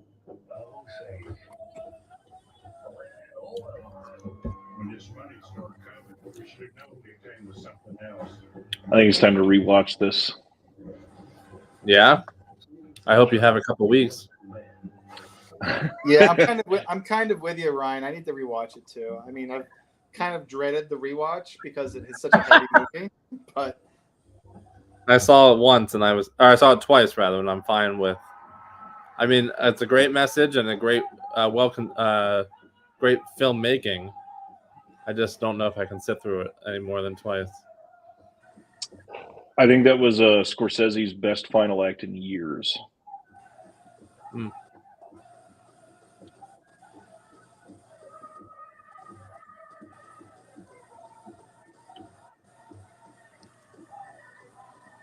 this is an interesting best song nominee. Yeah, was effective in the movie, obviously. It was.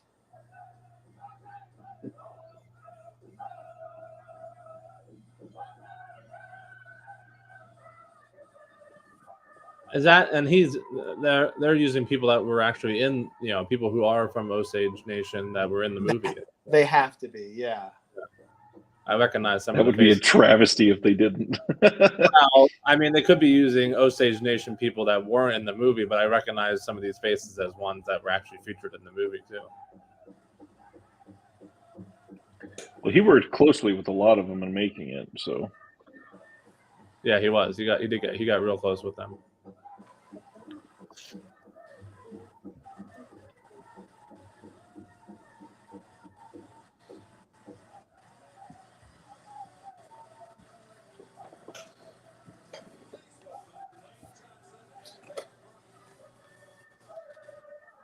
Dwayne Johnson and Bad Bunny, your next presenters. What? Here's something I'll say, almost specifically in the best song category, but really Oscars in general. And I don't know if this is on purpose to kind of cover their butts ever since hashtag Oscars so white, however many years ago, or what. But it has been extremely diverse. I mean, look, RRR last year, you got Indian representation, now Native American with this song, and I might be forgetting one from the year prior, but they're really showcasing representing other cultures. Again, specifically in the song category because of the dancing and the performances of those songs, like this performance that we just saw. Well, that and Parasite winning Best Picture helped with that too.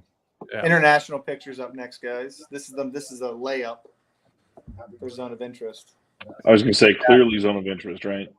It's going to be Zone, although I wish it was Past Lives. I love Zone of Interest, but God, I love Past Lives. Or sorry, Perfect Days. I meant to say. Perfect Days. I just watched Perfect Days last week, Jeremy. It's amazing. You were totally right. It was incredible. So good. It's such a breathtaking movie. It is. Society of the Snow seems to be gaining a lot of interest right now too, though. It is, and Society of the Snow is great too. It's a great category this year. I like them all, except, well, I'm sure I'm going to like Teacher's Lounge. It's the only one I haven't seen yet. I updated my subheader for you guys. Thank you, John. I've been dying for you. I'm glad you found out how to do it. I like it.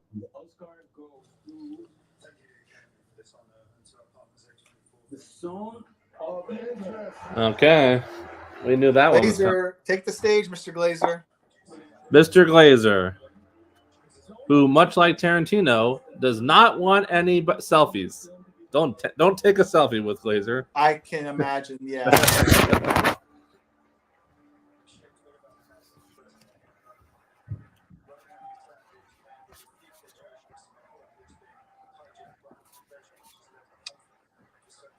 I'm glad he's got an Oscar.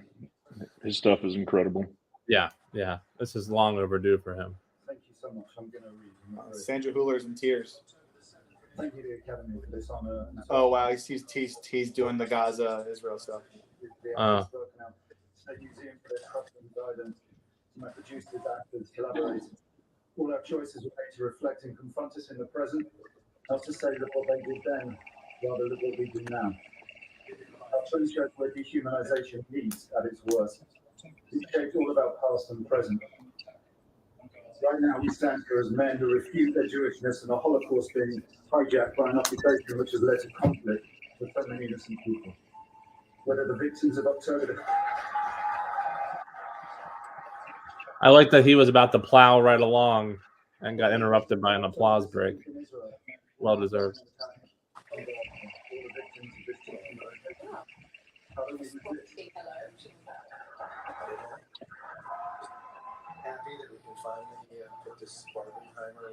Jesse Plemons is looking slimmer there.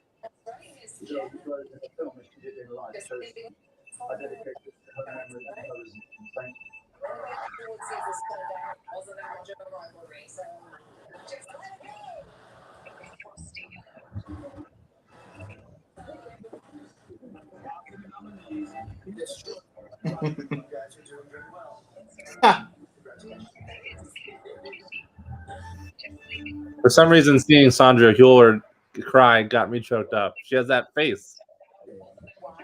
That innocent face.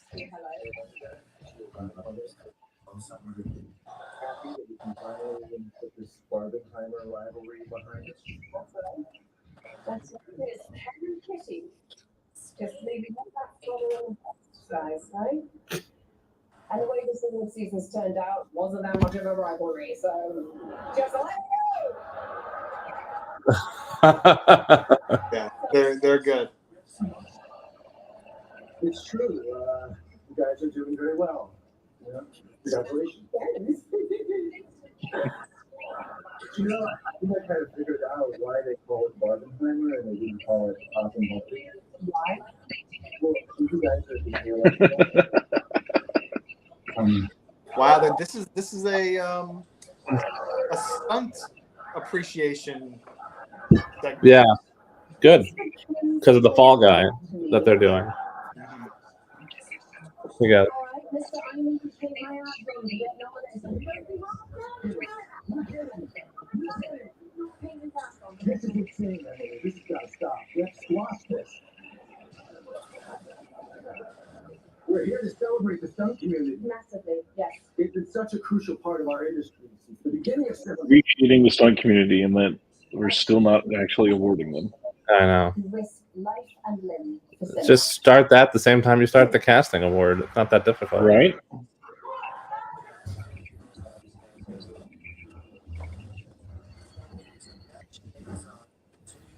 Kathleen, Lloyd, Keith.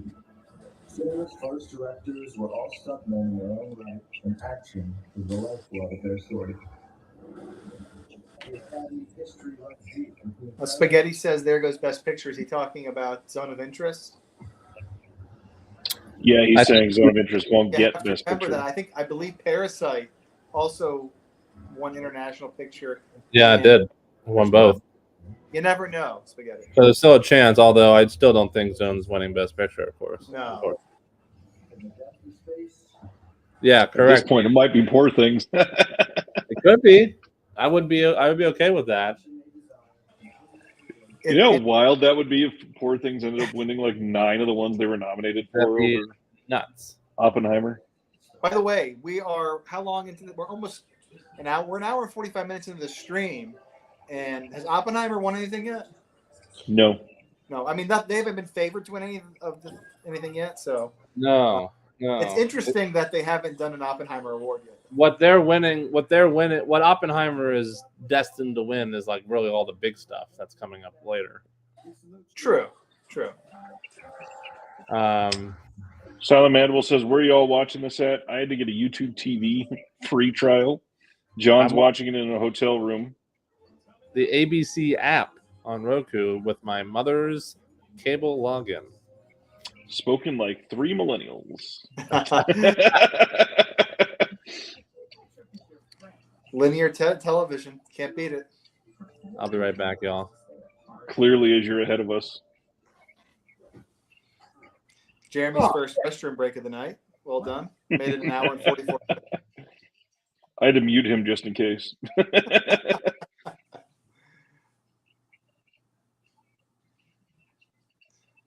While we're in commercial break, I'll say hi to my mom and dad who are watching at home in North Carolina. They just texted me. They have their second screen up while watching the show. Nice.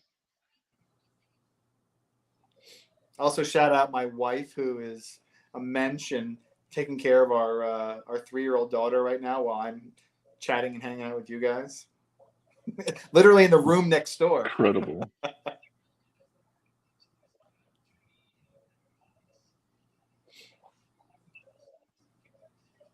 Yes, Ebner. No one only gets director. He was campaigning real hard for that adapted screenplay the last few weeks.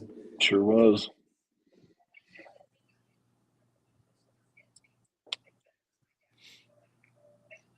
If anything but Oppenheimer wins Best Picture, this will be an all-time upset. And I'm not sure if something else beating Oppenheimer for Best Picture is actually good for these award shows, to tell you the truth. So I think Oppenheimer kind of needs to win. What if that's the only one that it wins?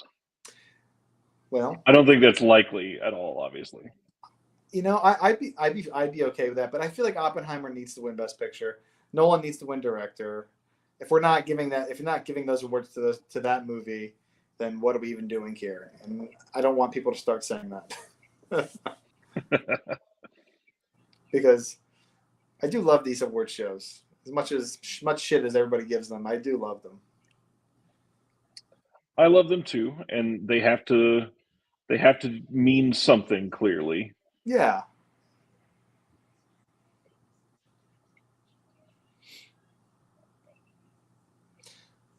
I'll tell you what. Oops. That wasn't a bathroom break. It was just a cleanup break because my table is getting pretty crowded here with stuff. But Until John said Jeremy's first bathroom break of the night, and much like a waterfall or a running faucet, I suddenly had to pee.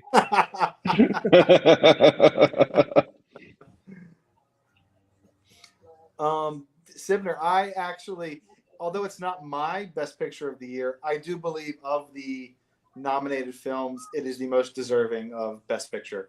So I believe it should win, and I believe it will win, obviously. Oppenheimer, John? Yeah.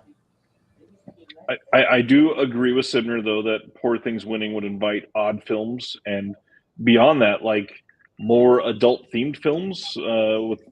I get that. I would love that. Everything Everywhere All at Once movie. You can't get much weirder than that. Yeah. So, I mean, listen, guys. For me, nothing will beat last year's Oscar. It happened to be on my birthday. yeah. It was the first time we ever did this together. My favorite film of the year, which is now my third favorite film of all time, won Best Picture, and also just swept. I mean, we're not getting another 2022 Oscars. No.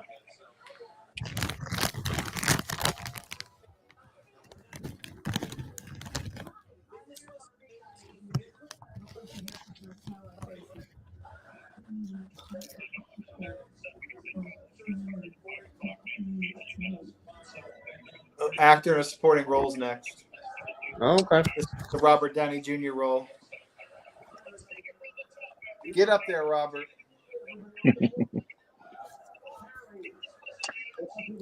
And then Sterling K. Brown takes it. Oh, I do like them bringing back the 5 past winners. It's kind of cool. Is to start this go over again. So let's take it from the top, everybody. We're like an hour and a half into the show. That's a good Golder, I joke. got to applaud you for having the Tom Cruise bit for the last 30 months that we've been doing this together. For actor in a supporting role, and we have a whole bunch of Oscar winners to support it. Please welcome. Oh, Tim Robbins, nice.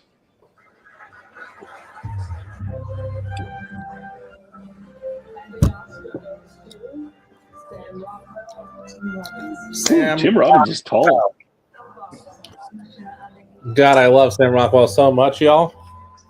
Big Met fan, Tim Robbins. Big Met fan. Is he watching the stream? Later. Your tweet? Go check out the replay.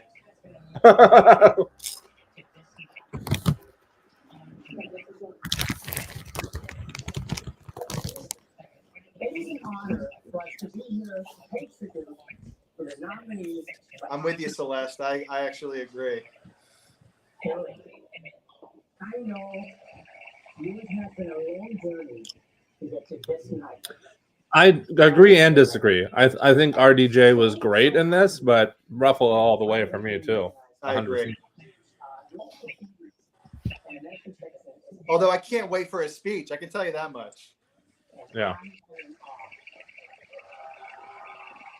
This is a great 5-person panel to bring back. Overall, Really? all 5 of these guys are top notch. It's Sam strong. Rockwell with the beard.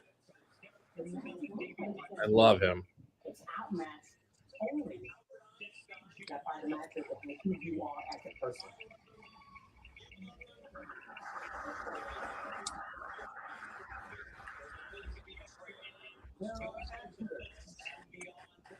And then there are actors who don't drop until the TV commentary.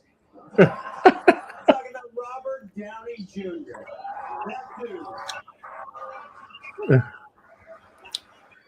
Susan's husband, the Iron Man, who could do everything.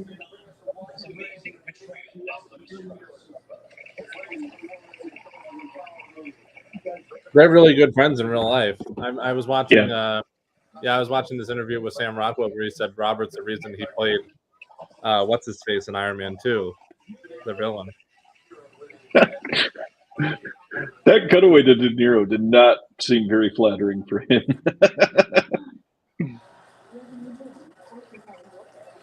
He's a newborn, but he looks like he needs a handler. Going on right now.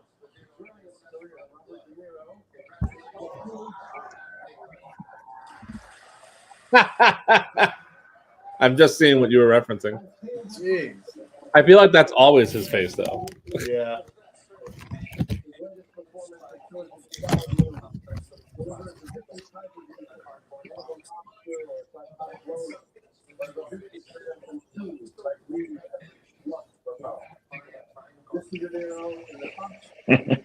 Absolutely, Sibner.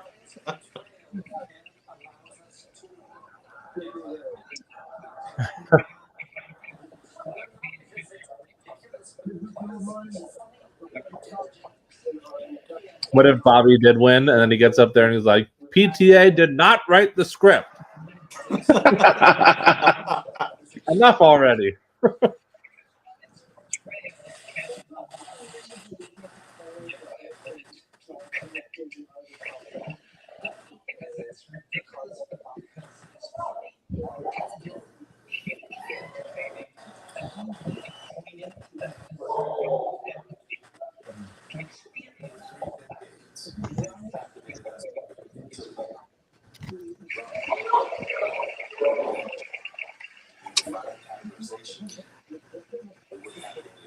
Category of 5 people, and 2 of them are Avengers.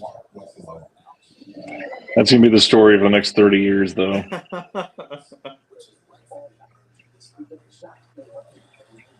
Is Mahershala still doing Blade, by the way, or is that not happening anymore? He claims that he is.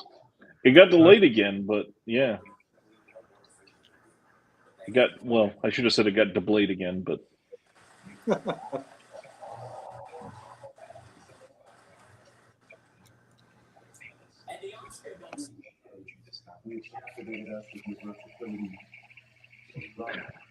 I love that I hear and the Oscar goes to and then it mutes in my ear. You're welcome. Your appetite for challenges is unmatched, exemplified by your portrayal of Duncan Wedderburn in Poor Things, which has rightfully earned you this nomination.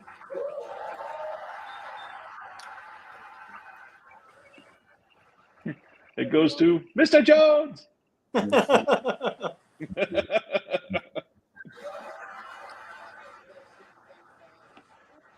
Aw, that Ruffalo seemed really touched by those words. And the Oscar goes to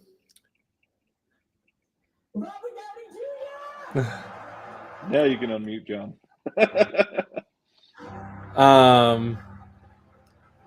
Mark Ruffalo really is. I'm thankful that he was just nominated at least, because he really has not gotten his due for what Mahershala said, which is like 30 years of really great independent film performances and choices. He's great in pretty much everything too. That's and the small roles that he's chosen, he is always kind of the scene stealer. Yes. I just think of how many all-timer films he's actually in. I mean, Zodiac and Eternal Sunshine and Eternal Sunshine. And stuff where we decide to make some cool. So back to my publicist. My agent Phil Grasky this year, and Andrew Dunlap, my den mother, Joey Feely, thank you very much. I'm going to thank my stylist in case no one else does. it's wild that it's his first win, but I guess it's not that wild considering what his life has been. Dark Waters is a good one too. Silent Mandible. My entertainment lawyer, Tom Hansen, for 40 years, half of which he spent trying to get me insured and bailing me out of the new scout. Thanks, bro. This one's for you. Good speech, not overwhelmingly great. No, not quite as expected comical. more. Well, it wasn't as comical as the rest of the award season for him. That's He's a little too cool for school. We were expecting quirky Robert Downey, and Eddie's home. Come watch it. And we got a little more serious Robert Downey.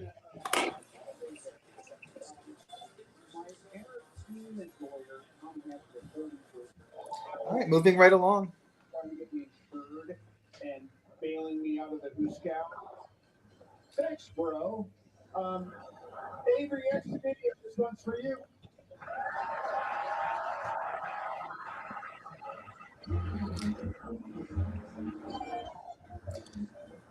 We're coming at you live tonight from 3 different time zones.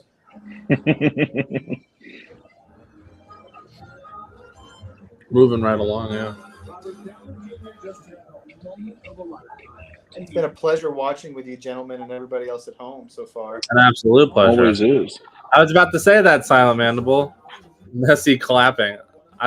Was somebody hiding under there, or was that CGI?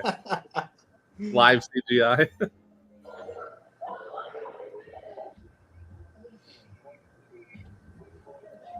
Are you guys watching this trailer for the Ministry of Ungentlemanly Warfare? I was. I feel like Guy Ritchie is coming out with some generic movie every year now, like clockwork. Sometimes twice a year. I like The Covenant. I did not like The Covenant. I think it ended up being in my top 50 movies of the year. I really didn't like. What was that other Jason Statham one that was like a year before? Oh yeah, Wrath of Man. Ugh, really didn't Yeah, like that one wasn't good.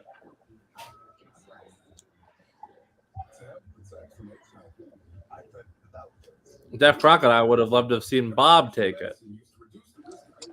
And Tony's watching an ad for Farmer Needs a Wife. Can't wait for that one.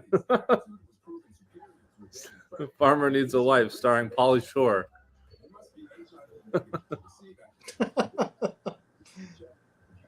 Don't ever say Guy Ritchie's name in the same sentence as Tarantino.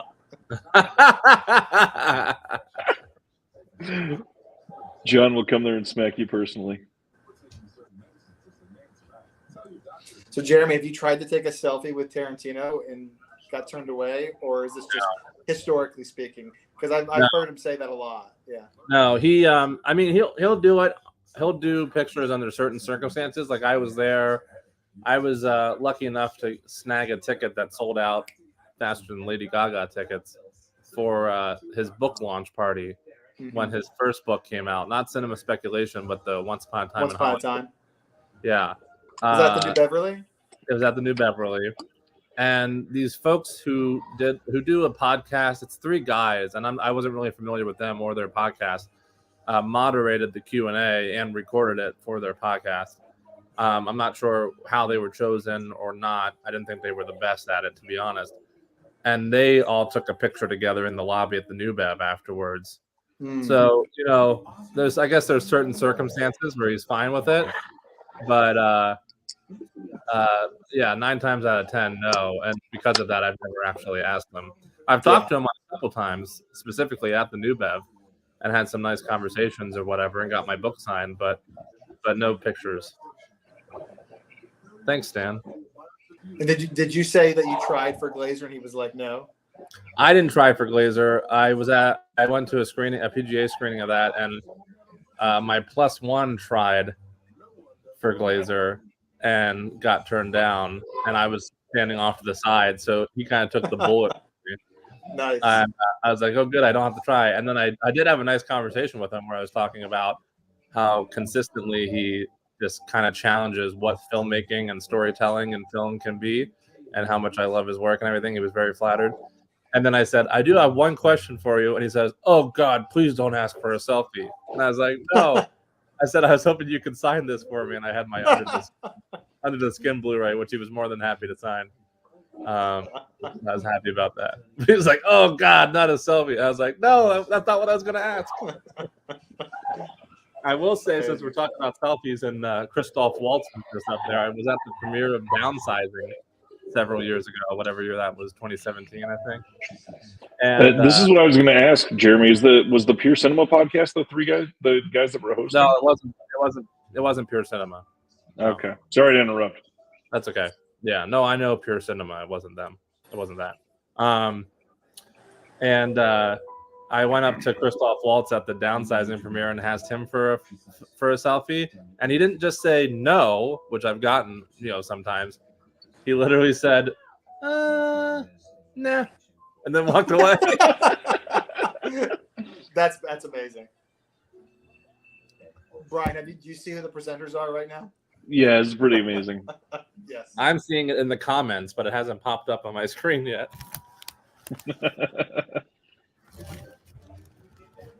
Danny, they want us to come and present an award.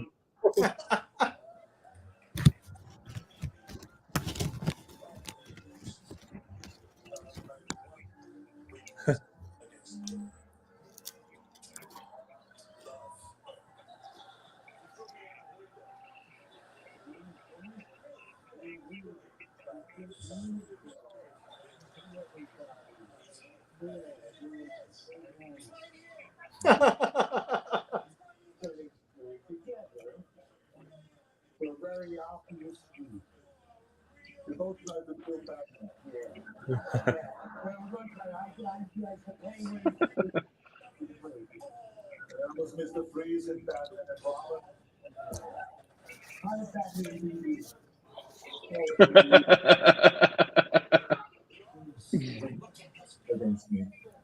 Visual effects. Love. You threw me out a window. Come on, Godzilla. No, Yeah. DC, I did not have that long hair then, so he could not have thought that, I don't think.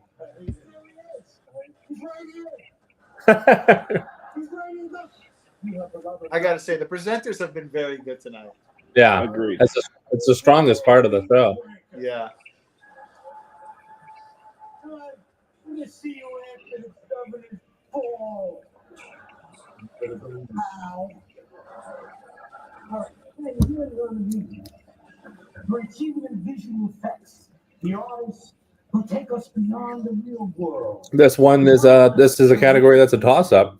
This is Godzilla is definitely the underdog. Yeah. But it could be creator. But also Godzilla trending up and creator's been trending down. Yeah. Because everybody realizes what an amazing deal it would be for, well, judging by John's face, we know what wins. Napoleon, eh? Napoleon Bonaparte. Godzilla 0 because of inflation.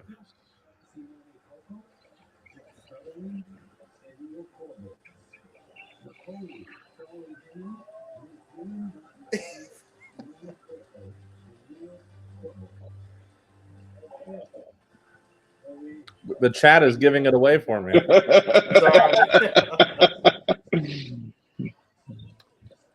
Amazing. Man, that's a big deal.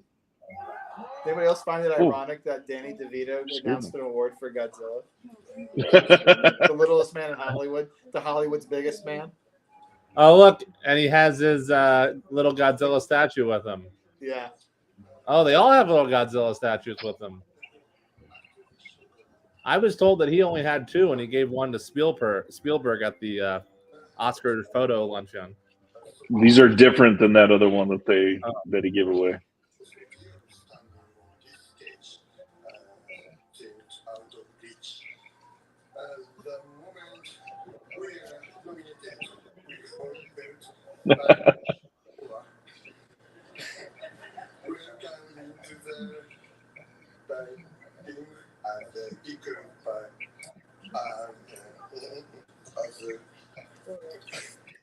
Oh, he's struggling here. It's very valiant for him to try this in English.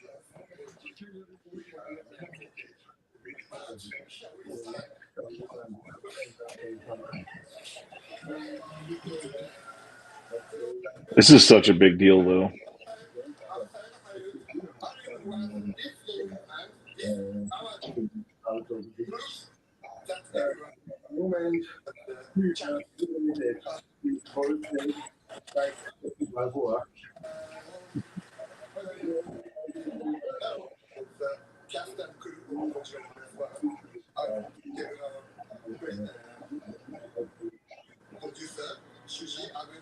Don't play him off. He's nervous enough.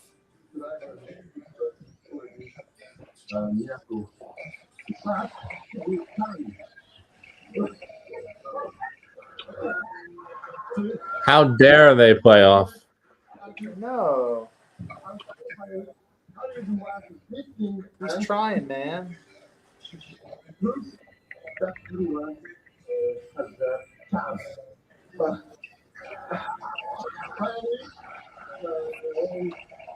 "70 years past the first film, they get a win." Wow. That's amazing. That's crazy. The creator was the favorite all year long. But the more popular film won. Wow. Film editing is next, guys. This will be Oppenheimer's first award of the night.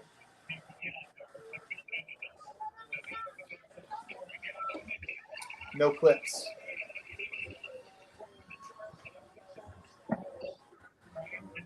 This seems like one of the obvious ones you have to show clips for. That might be Right? my favorite. That might be my favorite one of the night so far.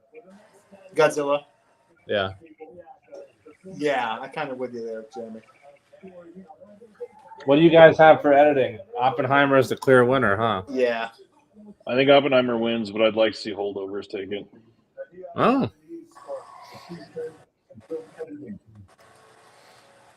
Film editing.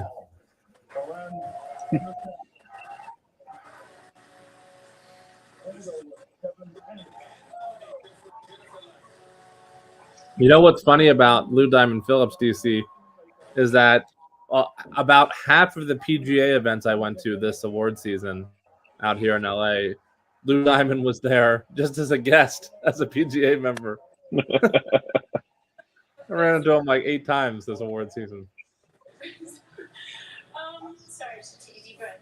Woo, okay, Emma Thomas, you amaze me. You are a badass producer, and you make these complicated, beautiful films, and you're unflappable, and I'm in all of you.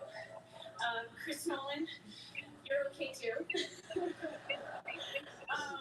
I was terrified, like I am right now, when I first got hired to work with you, and you hired me, and it felt like you took a huge risk on me, but you never made me feel that way. And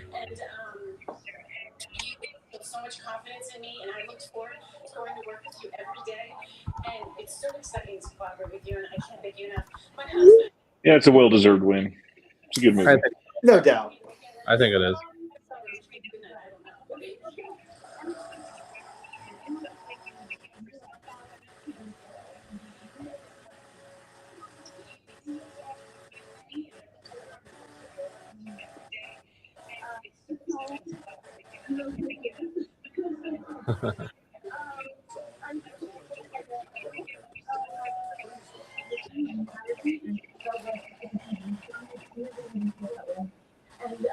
So the American Symphony John Batiste song is next.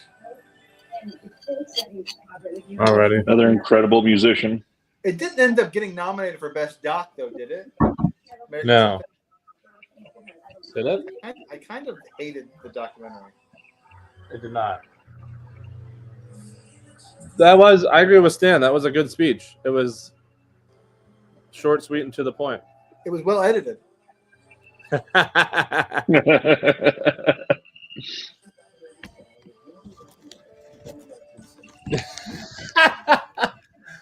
I know I'm behind from you guys, so maybe you missed this, but when they were walking down the hallway as they've been showing people exit the stage, Arnold Schwarzenegger, I don't know what he saw, but he was walking down the hallway and he went on the wall. I guess they're saving I'm Just Ken for the finale. I loved Blonde, DC. Hugely underrated film from last year.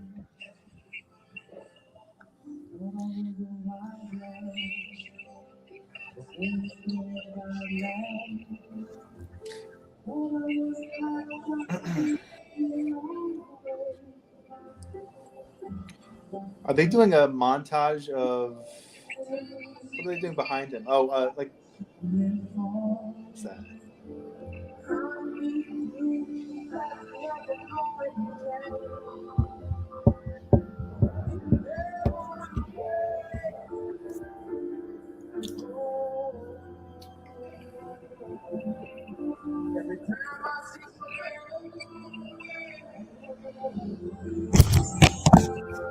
It's an interesting visual choice.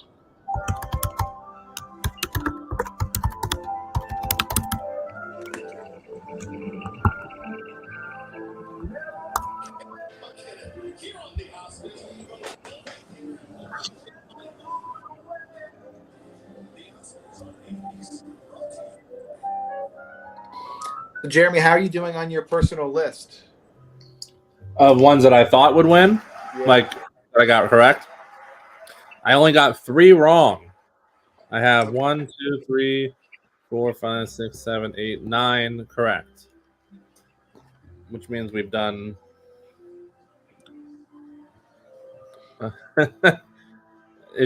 Stan must have heard me typing. No, Stan, it's just me changing my subtitle every couple minutes.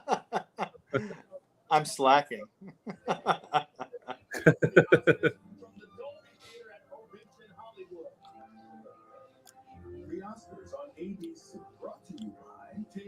You were typing like your life depended on it. Was I? I was desperate to get that next joke up there and get the validation that I so crave.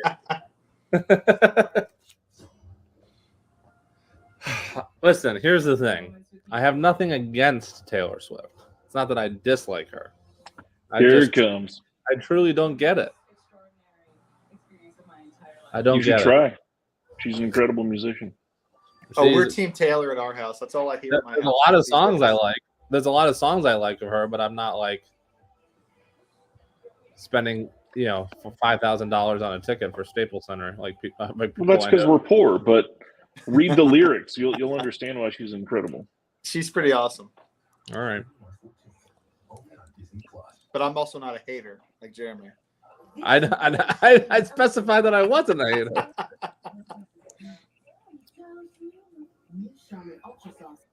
Taylor Swift Eras tour immediately followed by a toilet paper commercial.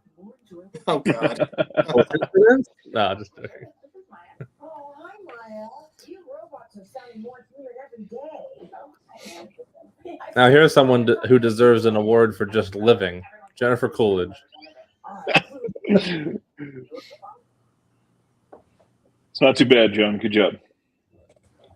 Listen, I'll have my moments. I like it. 24/7 US-based customer service. Oh, I just saw Ryan. David Burns is watching from Cedar Hill, Texas. Hi, Cedar Hill. You say you just saw mine? I just saw both of yours changes, yeah. I guess it's time to change mine again. Like my life depends on it. And here's Maestro's clip reel.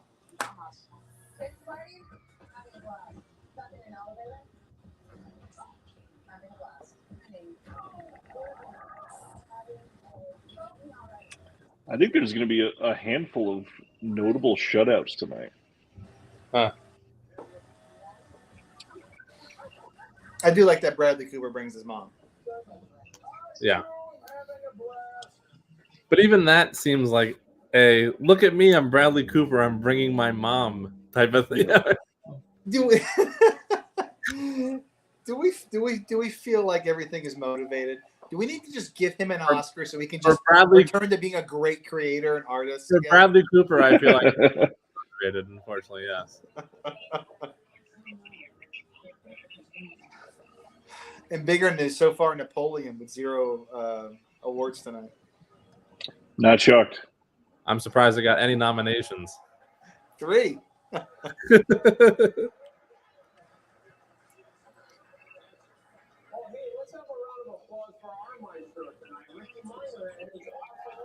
Ricky Minor. They're making a Michael Jackson biopic, and Coleman Domingo is going to be Michael Jackson's father. Did you guys know that? It looks pretty decent, actually. They've shown a couple shots from it. I haven't seen it yet. Who's playing Michael? I believe it's somebody related to the family somehow. Okay. He really looks great. Well, I guess he'll be winning. That'll be winning best hair and makeup. Cohen Domingo is great. He is. Playing Michael Jackson's father in the upcoming biopic Michael. And let me tell you something. If you think Maestro has some good face roses, hang on to your Jerry curls, because you ain't seen nothing yet. What are you getting, Grandma? What are you doing there? He said, "Oh, I needed a drink." Oh, he did? Or he didn't need a drink? What are you drinking there? Julio, and also I got tequila for everyone in the audience. All right, back to the show. Let's go. I got to admit, I've never understood the appeal behind the Guillermo character. Yeah.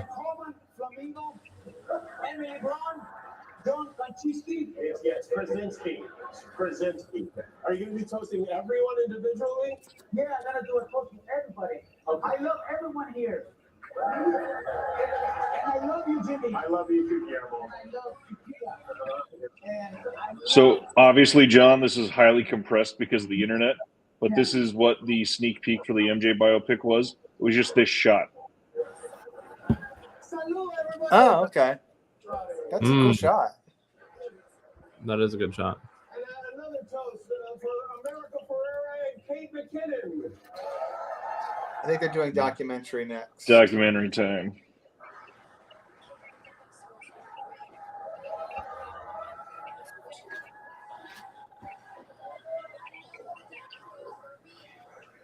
We are here to present the awards for Best Documentary Short and Best Documentary Feature. These awards. So this is going to be 20 Days of Mariupol, right? Documentary filmmaking. Most likely. Yep. Real stories about. Which I did see. And Last Repair Shop. Free Solo. I hear it's quite hard to get through. Park. Yeah. Jurassic World Dominion. No, those aren't documentaries. What do you mean? Hey, the dinosaurs weren't real. Oh, America, not you too. No. No, the dinosaurs were real, but in the movie. Oh, documentary short. Gotcha. They're doing both back to back again. Okay. Dr. Spielberg, sir. Is this true? Spielberg just nods. But no, Goldblum is real. He emotes ever so slightly in about 10 seconds for you, Jeremy. Huh? He emotes ever so slightly in just a few seconds. Oh.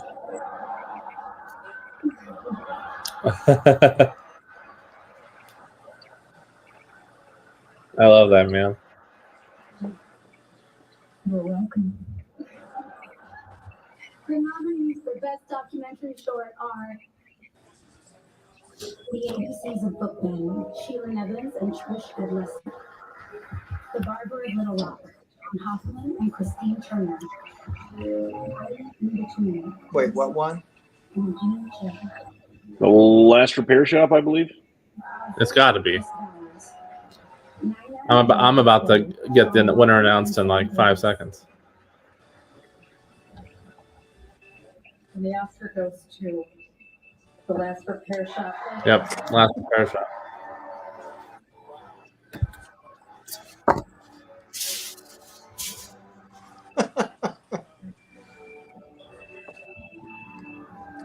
So Ryan, what's the deal next year for Shelf Shock Rewind? Who's gonna play the John Cena role for a presenter? We're gonna have Stephen Billings do that.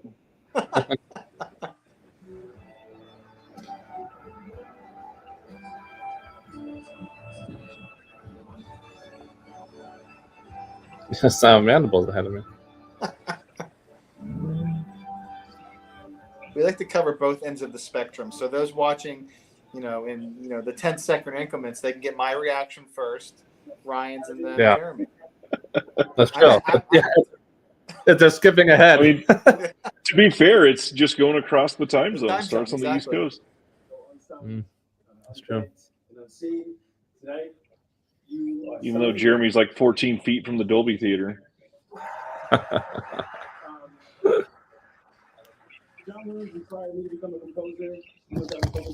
Jeremy, with the Bottoms poster behind you, huh? Nice. Should be nominated for Best Picture. That would be a bit of a stretch. It would be. John, that's actually from a. It was a specifically made poster for a screening they did at the Los Feliz Theater on February 20th. Wow, early. They were made just for past that February 20th. Yeah. Okay, cool. All right, here's documentary feature. This one, I think this is one of the heaviest favorites in the entire night.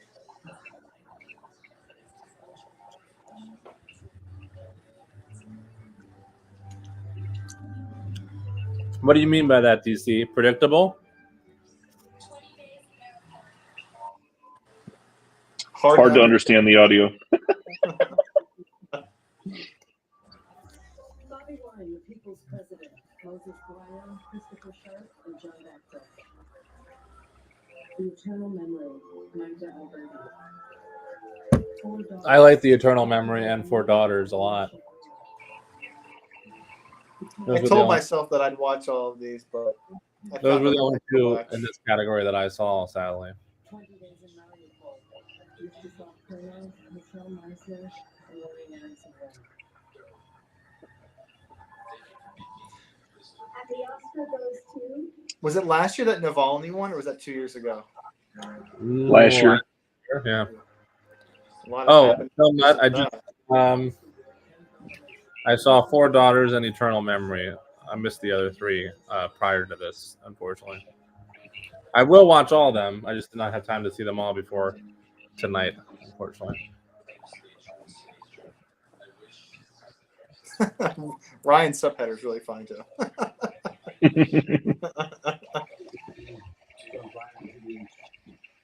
I'm still racking my brain for the next one now.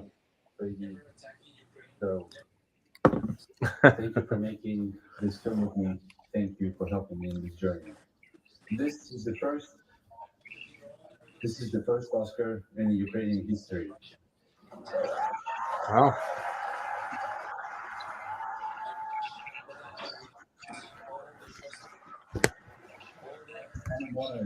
I'm honored. But probably I will be the first director on the stage who will say, I wish I'd never made this film. I wish to be able to exchange this to Russia, never attacking Ukraine, never occupying our cities.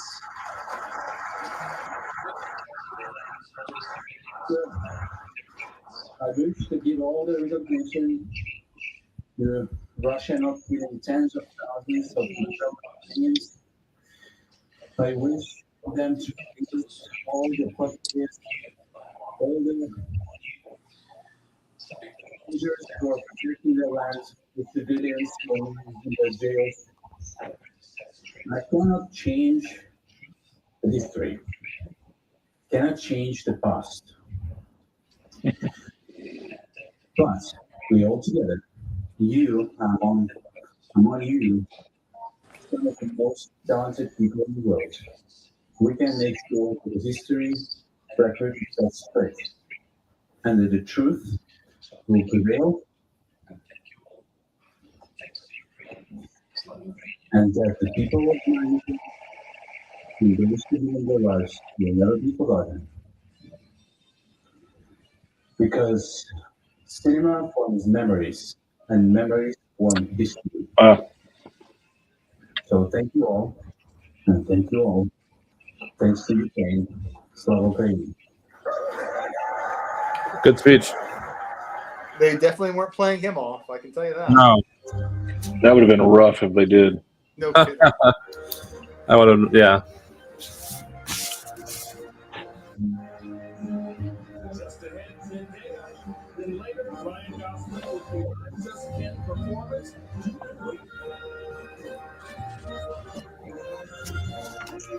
So we're over the 2 hour point in the show.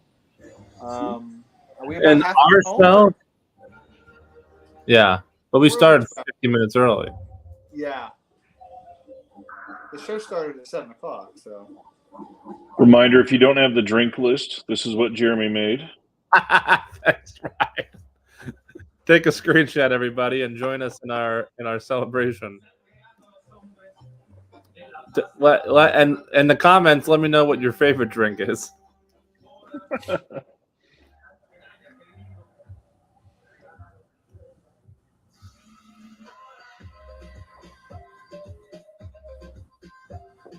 I think Oppenheimer's getting the rest of the awards.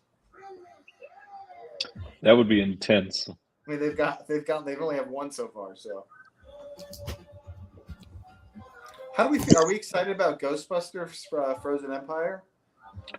I should probably watch the other one that came out a couple of years ago. Oh, you haven't watched it? I loved the most recent one. You did? I did. It was my favorite movie when I was a kid, and the nostalgia was too great for me to overcome. I haven't revisited it since I watched it, because I'm afraid it's going to suck.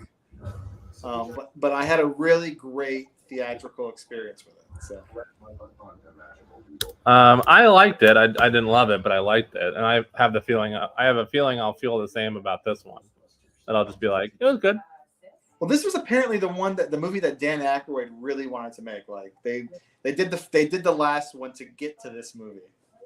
So we'll see. Grandma says hi, Jonah.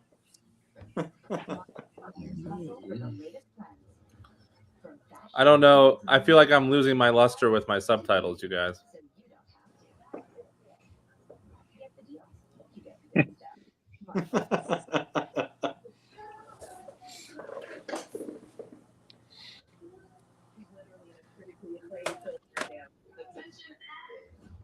We got the zone of interest there, clip reel.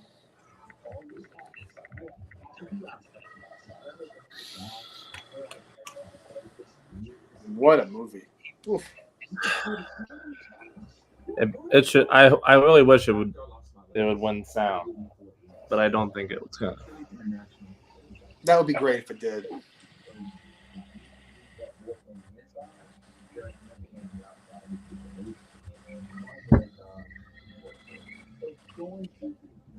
I'm not even back to the awards yet on my end. Son of a beast thing. It's a great clip show for this movie, though, too.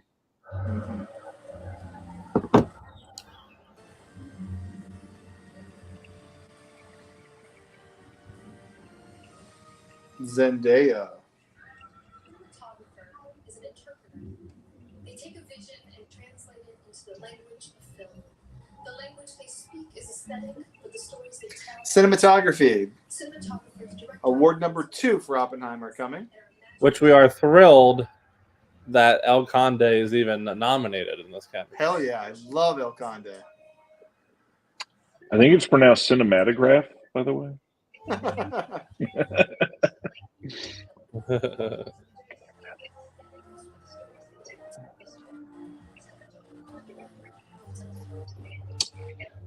Hoyt van Hoytsema. Big Zendaya fan over here. Hoyt like Hoiger.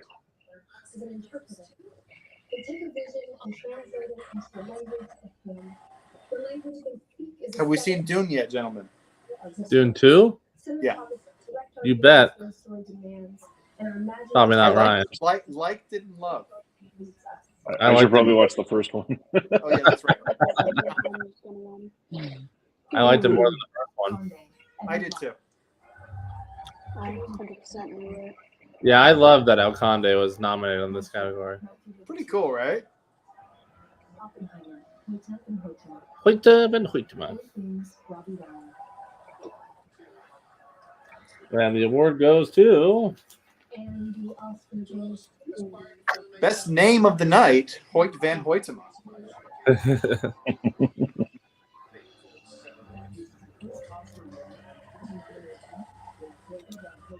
At least it's not Maestro, says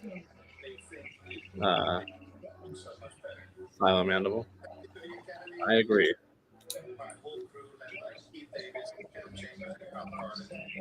Thank you, Chris. Thomas. You're by far the best thing that could have happened in my career. This looks like this. Silent Mandible. At least it's not Maestro. Hoyte van Hoytema looks like me in 80 or like after LASIK, like 40 years.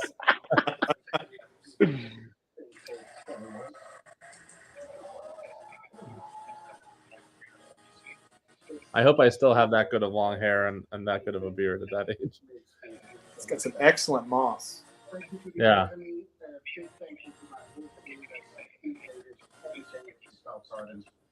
Thank you, Chris Nolan. Thank you, Emma Thomas. Their most fundamental elements. This is without you. Thank you, Universal.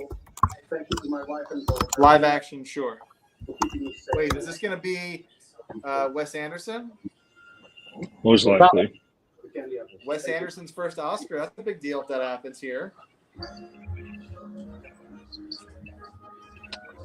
Kind of funny that he had to start making shorts to get it. Well, he certainly wasn't winning for Asteroid City. I can tell you that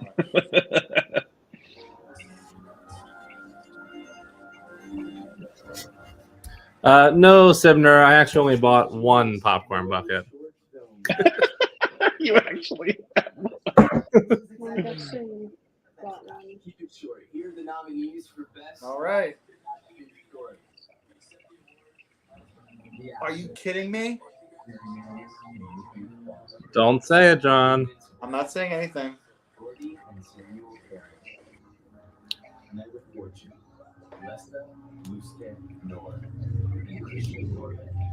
I love that you say, "Are you kidding me?" Are you kidding me? Is red? I would like red, white, and blue to win. I went to see all the live action. I see why you're saying, "Are you kidding me?" Now. Yeah.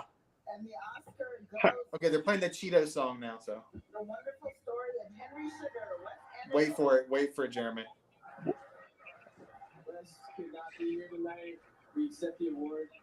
How is he the favorite to win an Oscar and doesn't show up? He didn't show up? Are you kidding me? Wes Anderson didn't show up That is a bit shocking. to the Oscars.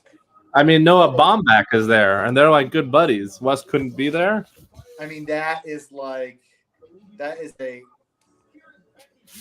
I made a dozen movies that you know I feel are Oscar worthy, and you're not going to give this. You're not going to get out of this by giving me a short live action film. Yeah, do you think that's it? He's just trying to make 1,000%. 1,000%. Yeah. Who's this? No, I'm just delaying everything for Jeremy's sake.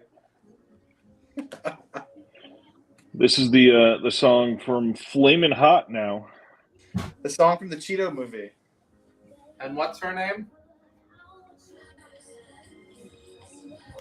Her name is oh gosh, I don't remember who's performing it.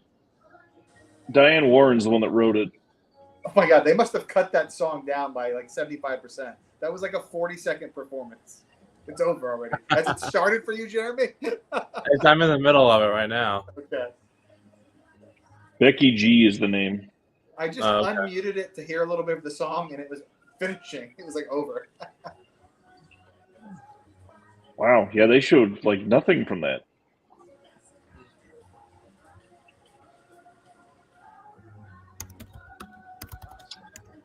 So now I'm just Ken is the only one left. Yeah. Of course they're saving that for last. Oh, this is the Luca Guadagnino movie, right? Yeah. Yeah. What's the tennis movie? What is that called? Challenges? So Challengers? Yeah, Challengers. I'm stoked. That's another one that got pushed from last year. Yeah. Like Drive Away Dolls and stuff. It was supposed to come out last year. Oh, it comes out in April. Wow. Okay. Very soon.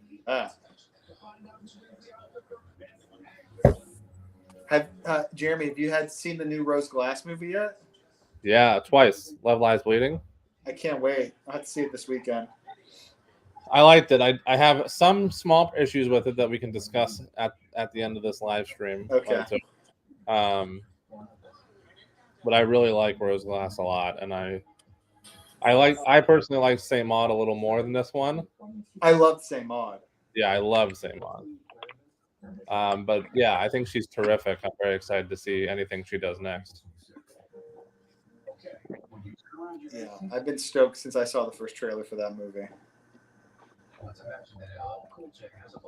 There's a lot to like about Love Lies Bleeding, even if I didn't love it. Will it end up anywhere near your like top 25 of the year, you think, or no? Hard to say at this early in the year. Sure.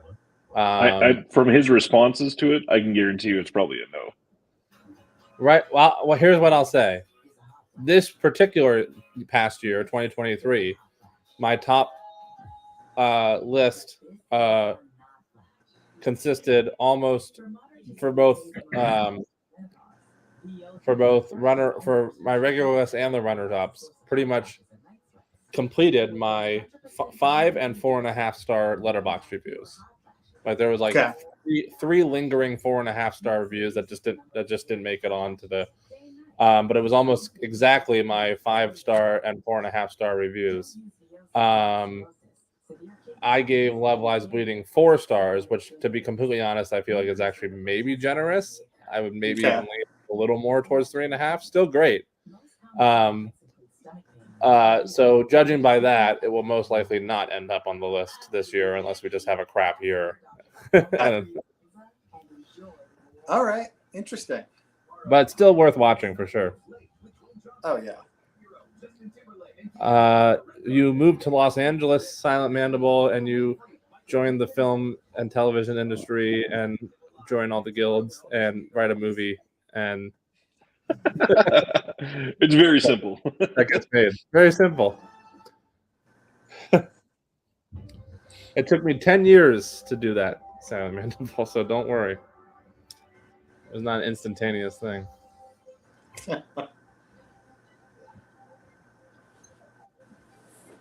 I do, Stan. I'm an A+ schmoozer. Some would call that an A+ producer. Hey, you should join the PGA. Why'd my screen get so red all of a sudden?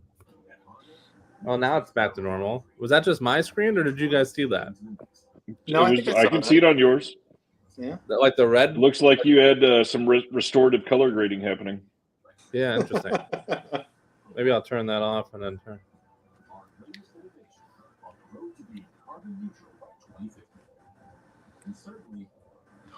All right. Silent Mandible, never trust the back end. That's the lesson number 1 I've learned from this industry.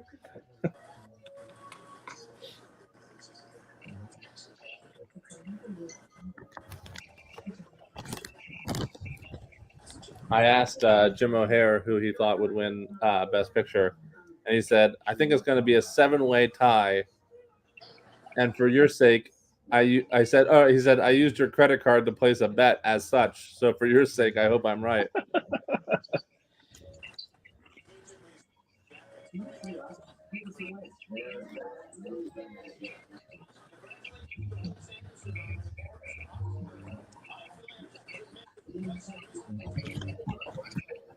Jeffrey Wright is underrated.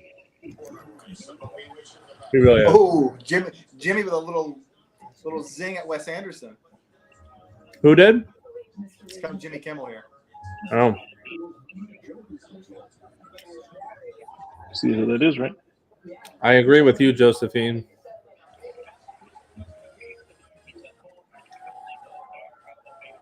It does, doesn't it?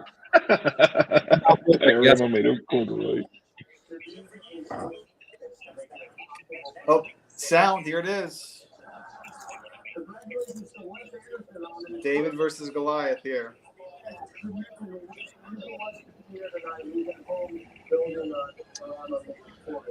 I still stand by. I feel like we are getting better sound than we've had in years in some of these newer films. Yeah. I mean, speaking of Dune, I mean that was the best part of Dune too. Yeah. I mean, incredibly. Well, Zendaya.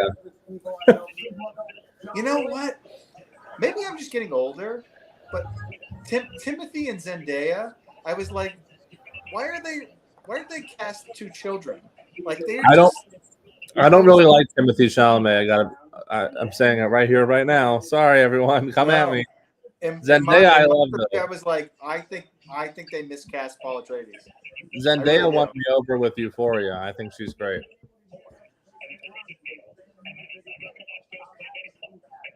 I loved Javier Bardem in Dune too.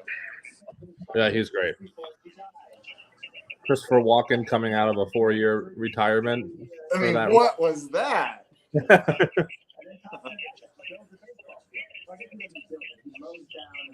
I agree with that, Sibner. This is next year's Oscar host, probably, by the way. He's really. You think so? He hosted the Indie Spirits or something, one of the awards this Yeah. year. Yeah, and he did great. Killed. And so I feel like the internet was chirping for him to be the next Oscar host. Oh no. What do we owe knowing? Well, Stan kind of ruined it, unless he's just predicting it. I don't know. No, they haven't announced anything yet. Okay. Then Stan's just guessing that it's not going to be zone of interest, which I'm guessing as well, but I really wish it was. Oh, thanks, Anthony. I don't know. I've been doing stand up for over a decade now, and have done some pretty great shows. But I would feel pretty intimidated on that stage. There's no way around that.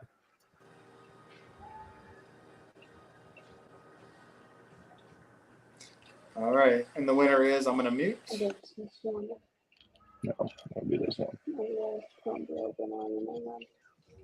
This bottle is empty. That's just not right. It would be crazy if it was anything but that one. Let me know when you hear who wins. Okay, I'll tell you. Since I'm the one rounding it out here at the tail end. And then I'll react.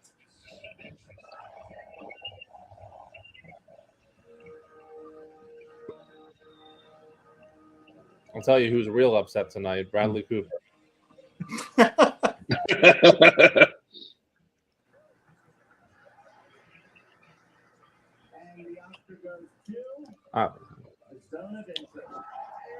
Right? That's the biggest huge. night.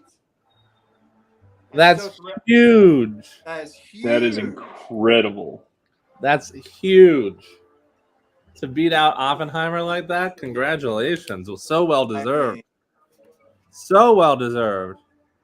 Pretty awesome. That's great. I love that. That's now my favorite win of the night, right above Godzilla -1. Josephine. Oh yeah, he's a sexy man. He's a sexy man who gave one of the best speeches tonight too. Right after that Ukraine speech, that's probably going to be the speech to beat.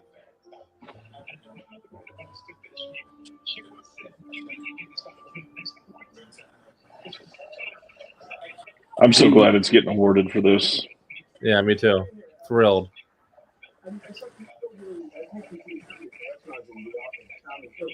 I would have loved if Johnny Byrne walked up there and said, "Thanks, Jason." If this was 4 or 5 years ago, then zone of it. Oh, here comes I'm Just Ken. Sorry, I'll finish that thought in a moment.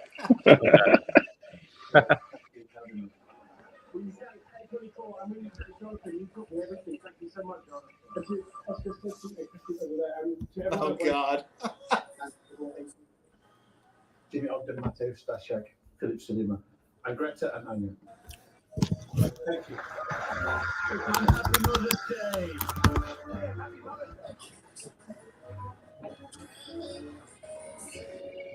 This is some outfit.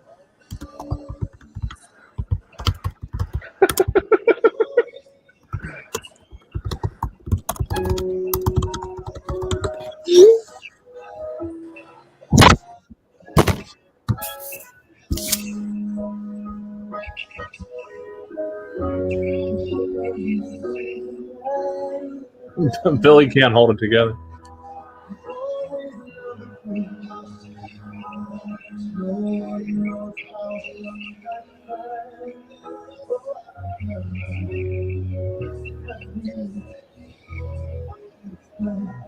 This is pretty good.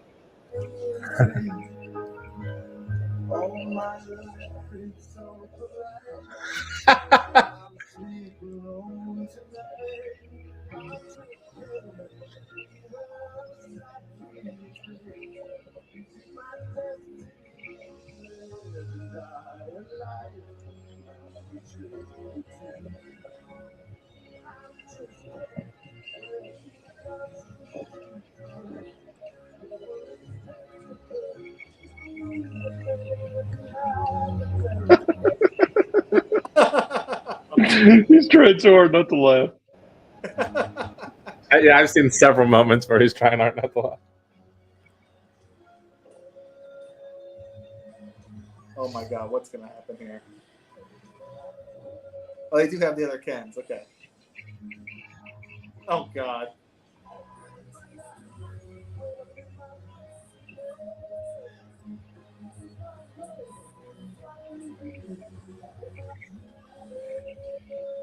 Oh, good. Some of the cast is there.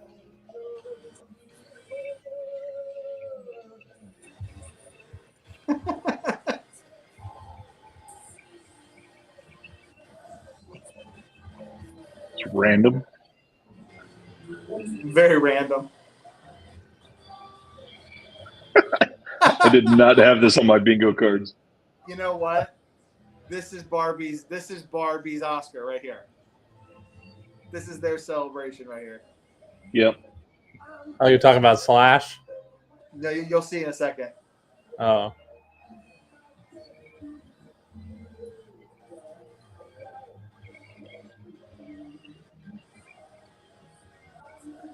Look at how much longer they let this go compared to the Cheeto song. Yeah. I like that he got Greta involved. This is why the Cheeto song was cut short. Greta's so happy.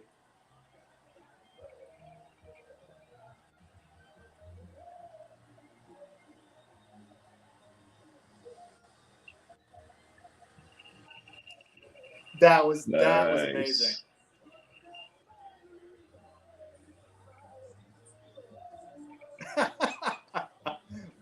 Oh, bringing the camera up on stage is fun. Yeah, that's cool.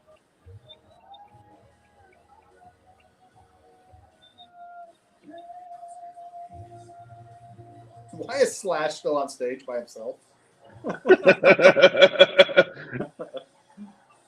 He's like, usually there's an encore. Greta is in love with this. Oh, I'm so happy for her. That kind of feels like all that Barbie needed, you know? She's...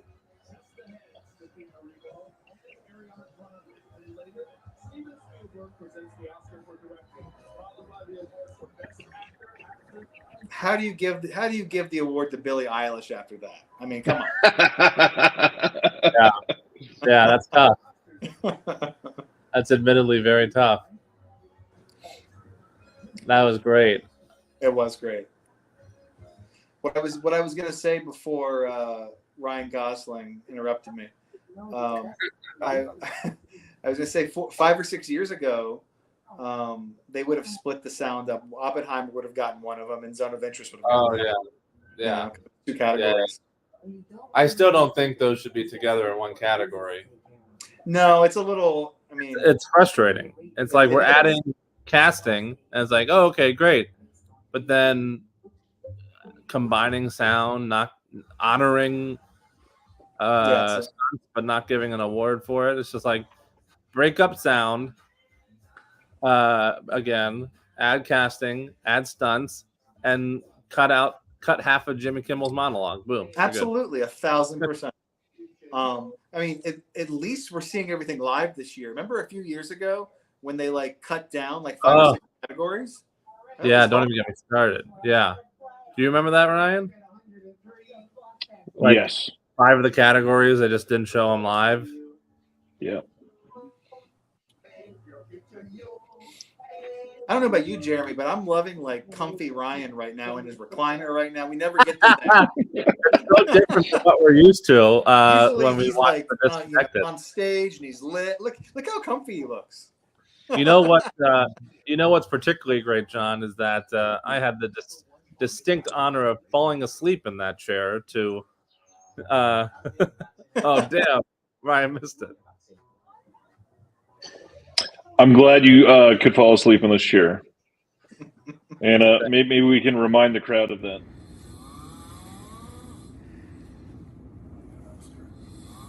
Oh God! Unbelievable! That was quick. He had it queued up. I swear I was not involved with that. He had it queued up. He pulled that up. John set him up, and then he had it queued up. I'm out of here. That is incredible. Hey, that was good production work. That's all I gotta say. You have a future in live television, Ryan. Yeah, and I should have gotten the award for best sound with that snore.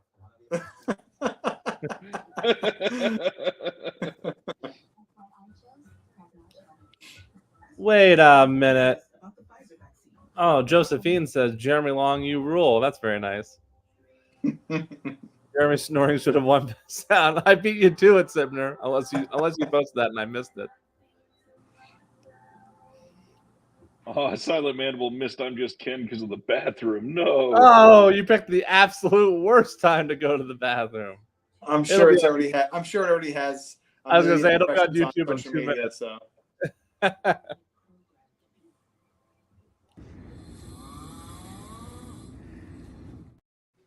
What is happening?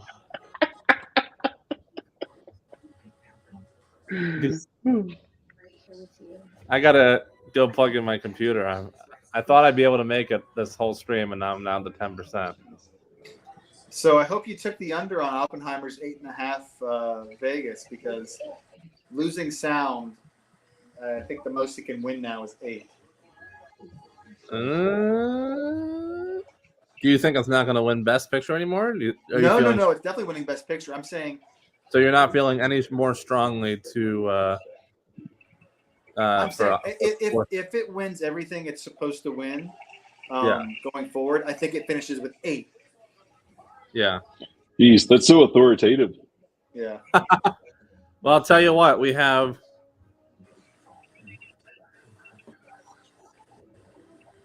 only have 6 categories left. God, I know we're approaching the 3-hour mark of the stream, but it feels like it's flown by for me. I gotta be honest. Yeah. So I'll agree. What is this? Best score? Yeah, I think it's score and song. I'm gonna go grab my charger. I'll be right back there.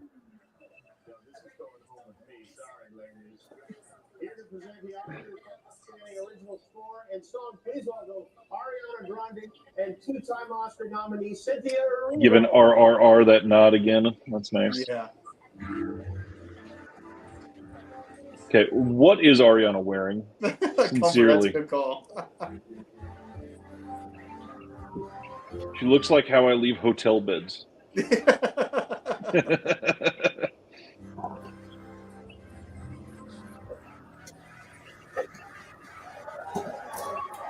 I don't even recall the score from American Fiction, but here it is.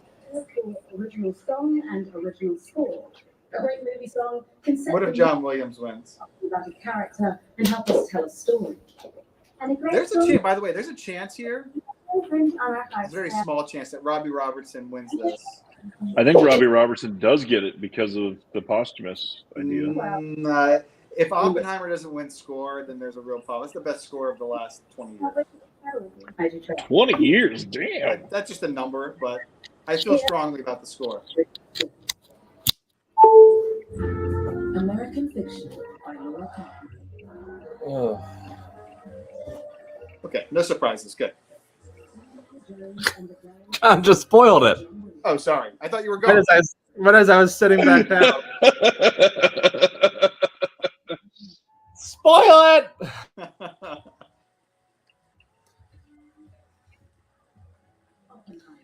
Oh, Celeste didn't like the score? Oh, man. The score was one of my favorite parts of the whole movie. The experimental images mixed with that score, it was just like... Oh, Poor Things? No, I'm talking about Oppenheimer. I'm all about Ludwig. He's great at what he does. Yeah. I loved the score to Poor Things, so I really would have loved for that to win. Personally, I ordered the record from Mondo. Yeah, I mean, if you're talking about a movie where the score only works for that movie, it would definitely be Poor Things. I'd agree there. It's not necessarily a bad thing.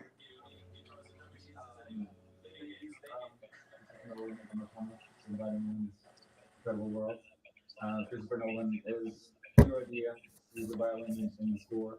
And Original song is next. I would die if it was Ken. Oh, it'd be great.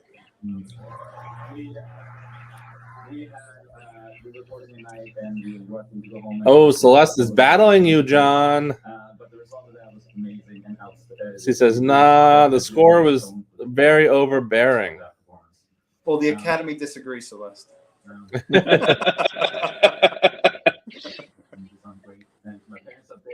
Thank you for giving me guitars and drum machines to send you Flaming Hot with the win. Knock it off, Ryan. You're not that far ahead. I've already seen the winner announced, so actually I am.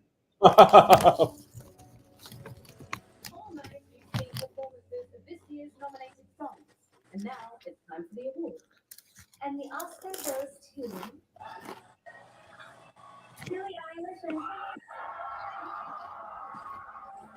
Jeremy looks nonplussed. We knew that I was going to win. I'm not the least bit surprised. Thank you so much to the Academy. I feel like I just didn't think that this would happen. Oh, be quiet, Billy. You knew it was going to happen. Be quiet, Billy. You didn't prepare for this? You didn't think it was going to happen? Less.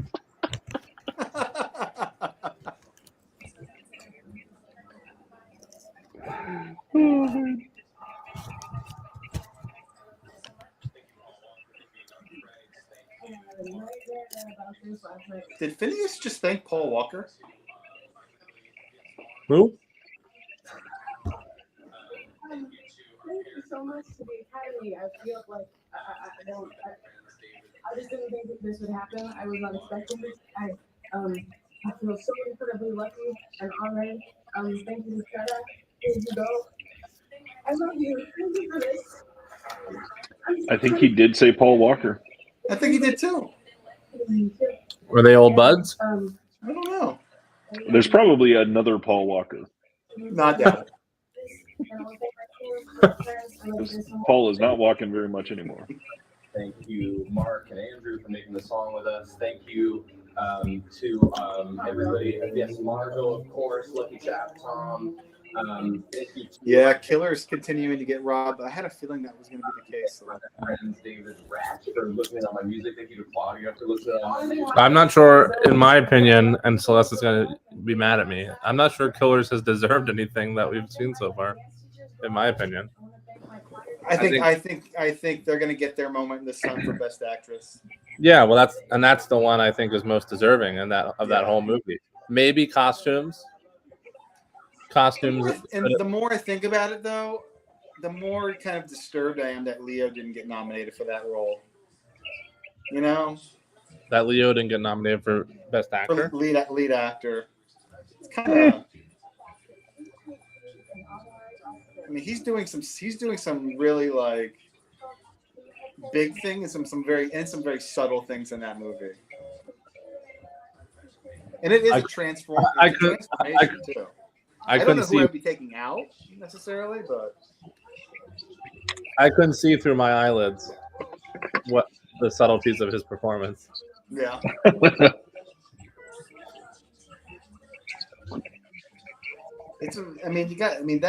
That role in that movie. I mean, he's playing a dummy, but you have to. You do kind of feel bad for him at some points, which is it's all him. It's all Leo doing. I mean, for a guy that's doing really horrible things. Celeste said sorry for the hot takes tonight. You don't have to apologize, Celeste. We appreciate all takes, even if they are incorrect. It's cinema. There are no takes unless they're hot. Every take is someone's favorite. So sorry for all the hot Cheeto takes tonight.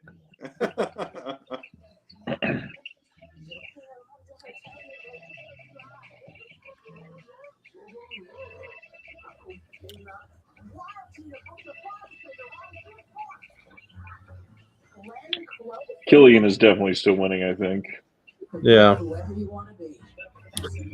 Holdovers is getting nothing, it seems like. Except Divine. Divine, yeah. Oppenheimer not winning sound, I mean, it might be a little bit of a red flag. A little bit. A little bit. It could possibly be. I'll admit that I'm not as confident of it winning Best Picture now. Could be Poor Things. I'd be very happy about that. Oh, it's still winning picture. If it loses picture, we're talking all-time upsets here. It's my Oscar winner mathematical prediction. Ryan doesn't look so sure. For sound had Oppenheimer at 55.9% and Zone of Interest at 19.4%. So that's a pretty big upset. Wow. And I think Killian's a lot. The second biggest upset, I think, is Godzilla. Yeah. I don't consider that an upset. I don't necessarily either, but if you're going by the precursors, the creator should have won. And I think I think everybody that guesses these things and predicts these things is still kind of learning who the Academy is now. You know, it's been 3 or 4 years since they've become a more international body. Yeah. So Right. You're seeing things like Godzilla and the Zone of Interest win. So it's and the Boy and the Heron taking down Spider-Man, and so you're seeing more international things win. You know. I know who the Academy is, which is why I've only gotten 4 wrong all night. Mic drop. What do we all think about the actual awards tonight so far? Not necessarily the winners, but the actual ceremony. The ceremony itself, I think it's running along pretty smoothly, which is nice. Although, like I said at the beginning, I kind of miss like the occasional little bit in there, like with the musical number, things like that. I wish they would kind of bring some stuff like that back. As much as we all want it to go along snappily, you know, it would be nice for maybe. I have to tell you. So, I think the show has been very good. I feel the speeches have been weak, and I think a lot of that has to do with awards fatigue. I feel like they have stretched out awards season a little too long. I think the Oscars are too late. I think a lot of the best speeches were heard in January and February. So I think the Academy needs to really reevaluate when they do their show, truthfully. These speeches do not at all compete with last year. I mean, Ki Kwan and Michelle Yeoh and Jamie Lee, all Everything Everywhere cast. Here's the in memoriam for me. Oh God. Yeah. Not for me, but. Oh, it is. It's starting for you. Yeah. Same here. All right, I'm gonna be quiet for this.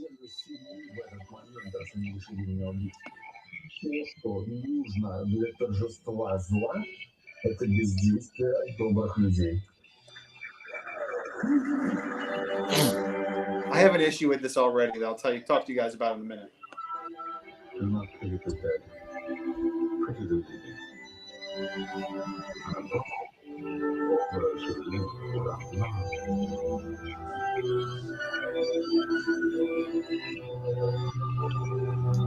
A real loser is somebody that's so afraid of not winning, they don't even try.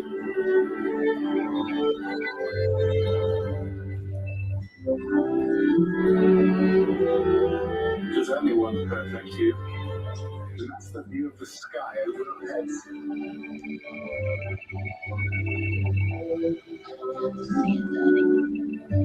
All we ask for was a chance to prove ourselves, a fair and impartial opportunity.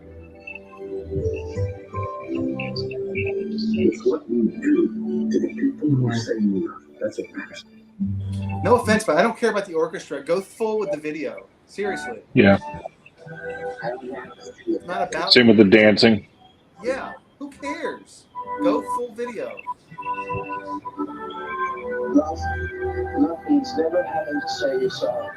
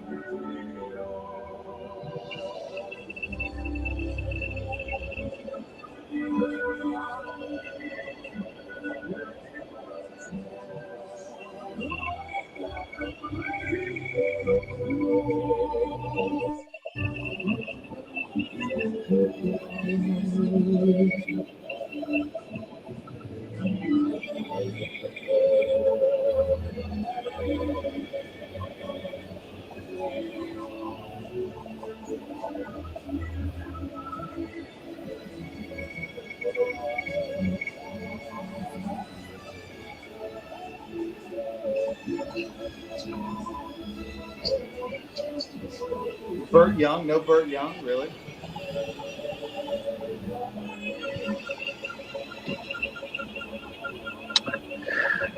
I didn't see Treat Williams either, did I? Did they show him? Another real chance. There's nobody got a chance to be somebody. Always, Sivner, always.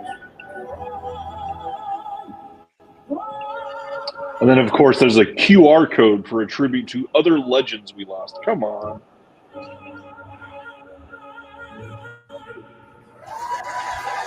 Yet another thing where they could easily, if they're really that worried about time, which again, who gives a fuck about time? Let it go for 4 hours. But if you're that worried about time, you could easily cut down the monologue and other bullshit and give us everybody's fucking name. Here's the one thing I liked. The one thing I liked about that was that they either didn't allow or they didn't mic the audience with clapping. I can't stand that in past in memoriams where we clap for some people and not others. It always felt disrespectful to me. So it's like, let's just sit back, watch it, and pay respect to everybody all together. So I like that there wasn't any interrupting of clapping on this one. Yeah, it's just like it's not about it. It should be about the names and the faces on the screen. It's not about the dancers. It's not about the orchestra. It's not about the singer. It's they try to dress it up so much when it's really in those situations simple is better. You don't need production value on that. That's the one thing where you don't need it. You need a song and you need a still photograph of each person with a name. That's all you need. It doesn't even have to be a live song. Don't even like, you can do it live if you want, but then don't focus on the musician. Have them in the. Yeah, it's they haven't gotten them right in so many years. Maybe they should just stop doing it. Because inevitably somebody's going to get hurt, upset and hurt. And there's been something wrong with it for Yeah. And so if you're not going to invest the 5 to 6 minutes that you need to do it right, then stop doing it. Yeah.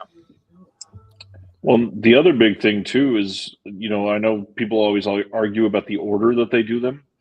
Just do it chronologically. Just go in the order that everybody died through the year. There's no discrimination or bias there.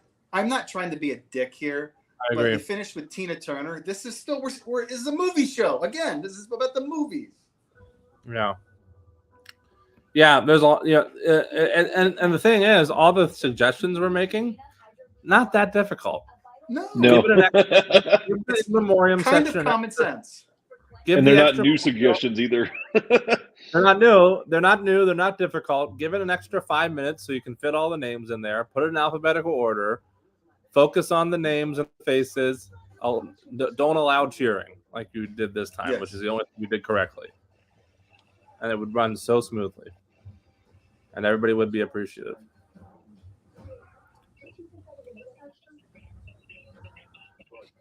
And if you're going to show biases, at least give Bill Freakin a clip. Yeah. Yeah. I mean, rest in peace, Billy. I should have worn my Billy Freakin shirt. Best actor. Ooh, best actor. Here we go. Well, some of us are back. Some of the others are getting Oppenheimer. All right. Do we get another upset? Do we get another Oppenheimer upset? No, it's going to be Killian. I'll be flabbergasted. I am willing Paul Giamatti to the stage right now. I am. I mean, hey, who doesn't want to see Paul speech? I would love to see Paul.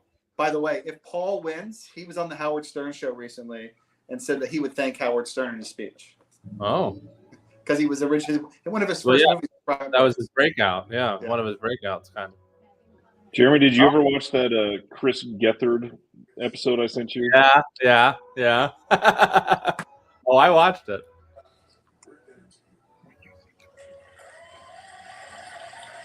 Now here's a great group of actors. I'll tell you what. Nick Cage. Nick Cage.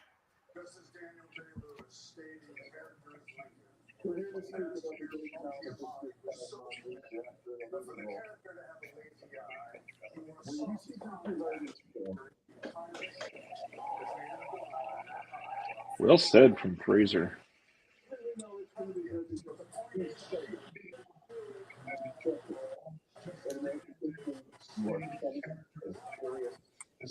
I love Nick Cage.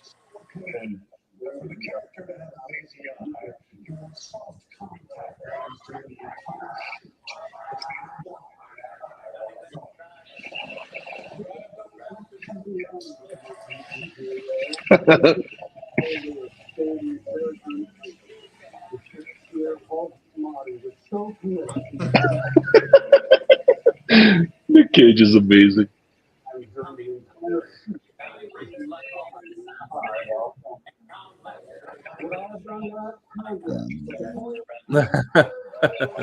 This is some slate of actors on the stage, by the way. Really is. Ben Kingsley, wow. Would I have done that? Hell yes.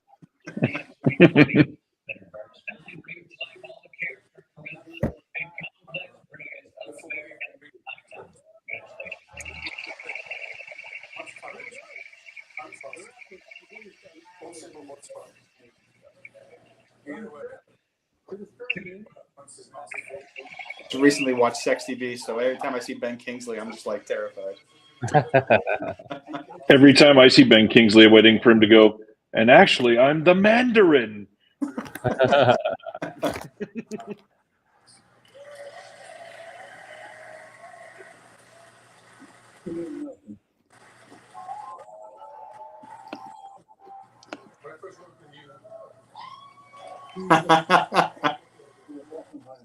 Sexy Beast fucking rules, Celeste.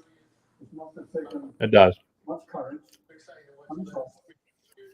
All simple water. Be aware. The performance is not ongoing.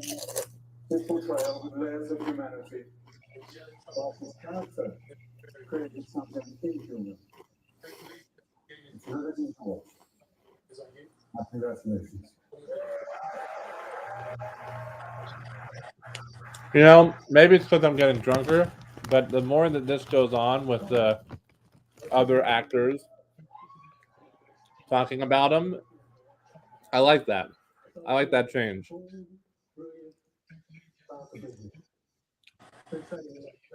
Yeah, I hope they keep this. Yeah. Hashtag give me the clips. John disagrees. I mean, honestly, do it both. Yeah, Sure. Angelic troublemaker. Very, very irresistible. Thankfully, just as being in sync. As I knew. I admire Skolder's commitment to the Tom Cruise bit.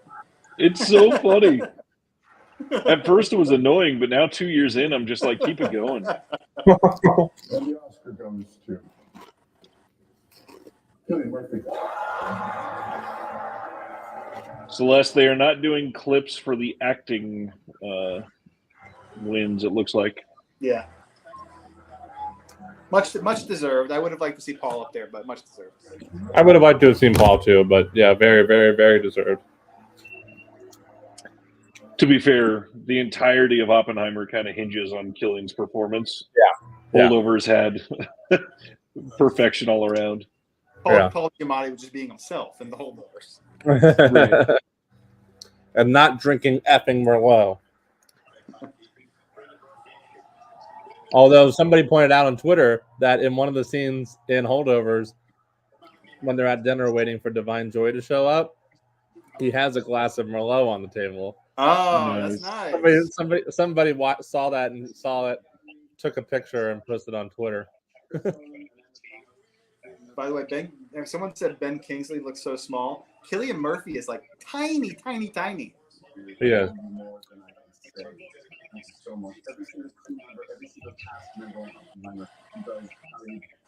was about to say, this is a very Irish speech. I want to thank my incredible team. Big shout out to Craig Banky, Brendan Murphy, Mary Murphy. Oh yeah, Killian, you can get lost in those eyes for sure. So much. I'm a very proud Irishman fan here tonight. So.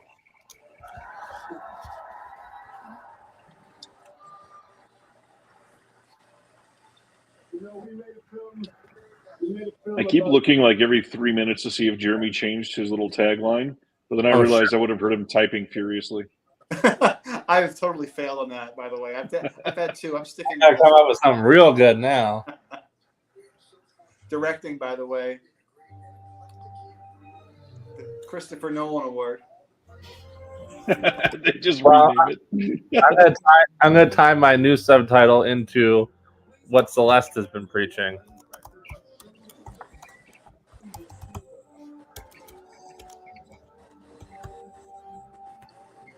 There we go.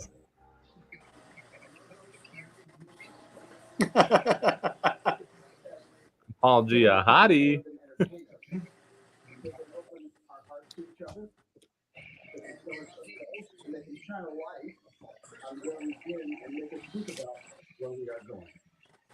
We are so fortunate that this has been a great and eclectic year for movies, and it's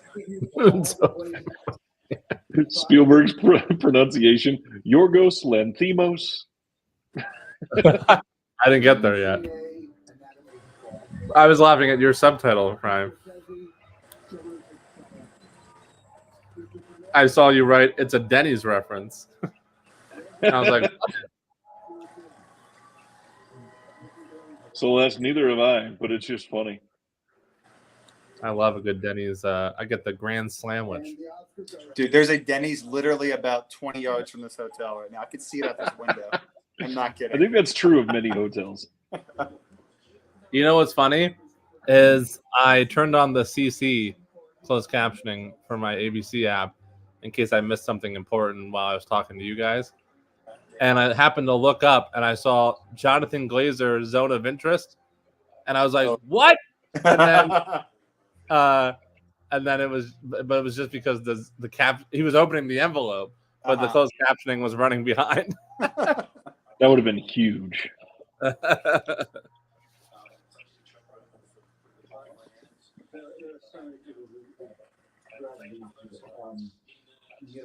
Years, thank you for seeing the potential in this. Kai Burnham show, thank you for the 25 years you put into the book that this film is based on. I have so many people to thank, the most incredible cast. Adele Dazeem, Robert, Emily, Florence, so many others, all at the top of their game, led by the incredible Cillian Murphy. A crew, some of whom have been rewarded tonight. Yeah, I can't say enough about the incredible crew that we got together on this film. It's kind of astonishing it's his first Oscar. It kind of is. And thank you for those who've been there for me and believed in me my whole career. Dan, Michael, my brother Jonah, my family, and the incredible Emma Thomas, producer of all our films and all our children. I love you. Now he's going to go back and make more Batman movies. Movies are just a little bit over 100 years old. I mean, imagine being there 100 years into painting or theatre. We don't know where this incredible journey is going from here, but to know that you think that I'm a meaningful part of it means the world to me. Thank you very much. Fun fact, Chris Nolan also does not do photos that often, but I have one with him, and it's because I ran into him at ArcLight Hollywood, and I went up and I was like giddy with excitement and complimenting him on something, and I said something really specific and that he was flattered by, and then I asked for a photo, and he kind of was like, oh, well, trying to come up with an excuse, and Emma Thomas said, oh, come on, Chris, you do it. She's the reason I got my photo with Chris Nolan. They were going to see a movie.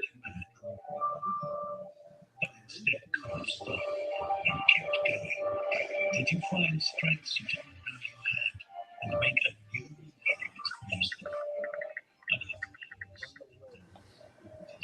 Yeah, it's kind of crazy that Marty's probably gonna retire with one Best Director win, and it having come from one of his kind of mid-tier movies. You know? Yeah. What's one? The I'm blanking. The Departed. That's right. So many. So many better. Well, and also if you ask film Twitter, it's the best movie of all time. You know, I Departed? thought like that Oscar was kind of like, let's give him one before he dies, and then he's made like 3 or 4 like incredible movies since then. Right. Let's go on vacation for the adventure. I still say that final act in Killers is it's an all-timer. I gotta say, spoiler alert for Killers, the final moments that with Marty elevated that movie so much for me. Yeah, I agree with that. And honestly brought me to tears. Yeah. When I was not expecting that to go there at all. No. I went and saw that with a friend of the channel named Ben. We went to see it in IMAX about 45 minutes away from my house. And about 5 or 6 times I out loud said, wow. And that moment I was just speechless. Like it was ballsy to make that choice, but also it was the perfect choice. It was such a smart decision for him to do that. Couldn't agree more. Yeah. For him, I went to a Q&A where he was talking about how they thought they were going to handle that scene at one point, and then finally deciding that he just needs to go up there and read it. Yeah. And he was so close to that topic and those people. It was really ballsy, really smart, and the perfect choice. I couldn't agree more. Well, and also giving love to like what inspired so many of these movies with the live Foley and radio shows. Like that's I love a that super respectful thing. It's such a commentary on the mediums we choose to tell our stories. I love that. Right? Right?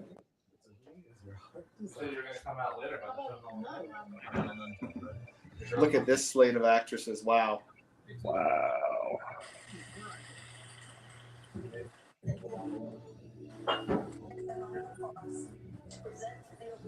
Skinamarink. I still haven't watched it yet. Sure you have. You've stood in a dimly lit room and stared at a wall.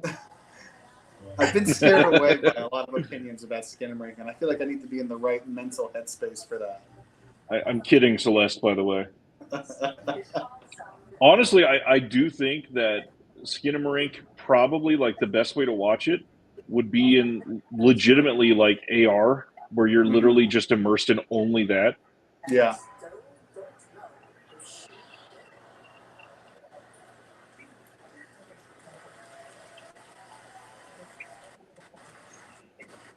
It's an honor to present the award for actress in leading role. The amazing Sandra Bullock is nominated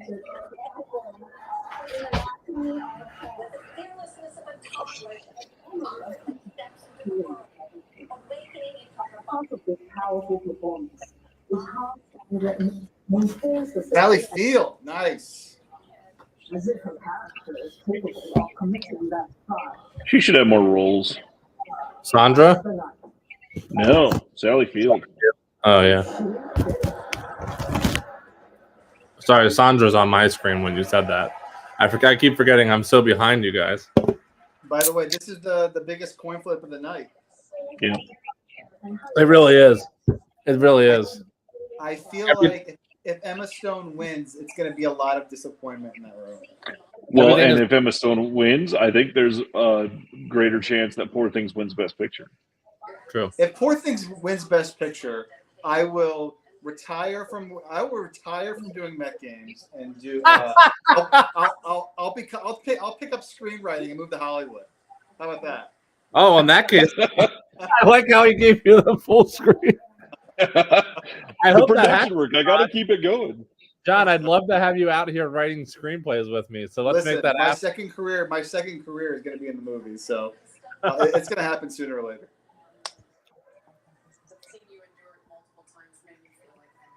I love the framing of this shot we have of Jeremy. It looks like in Beetlejuice, the shrunken head.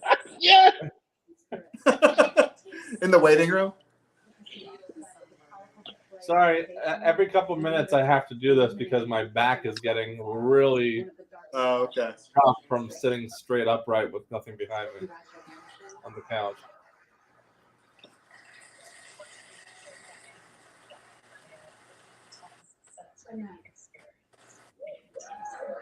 Charlize. She looks great. They all do. They all do. Listening to play Diane Nyad is an intense sensory experience. Sibner, you're so right. The relentless pursuit stored with beautiful illustrations of how to navigate the way in religion and in life.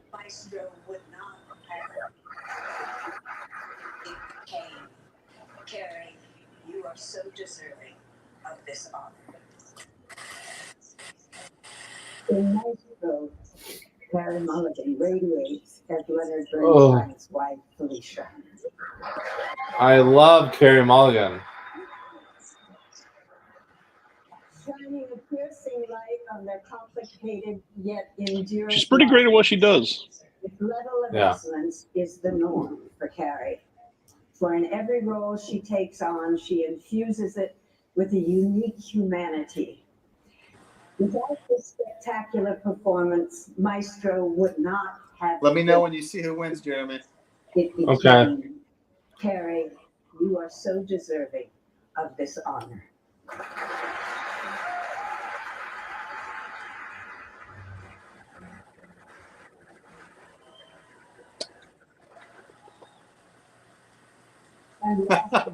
I'm trying, Mary. I'm trying. Wow. She does not want up there right now. No, her immediate reaction is very. I think you were right. John, when you said that you thought Emma also wanted Lily to win, I think you were probably right about that. Absolutely. She looks a bit overwhelmed and concerned. She's hyperventilating on the stage right now.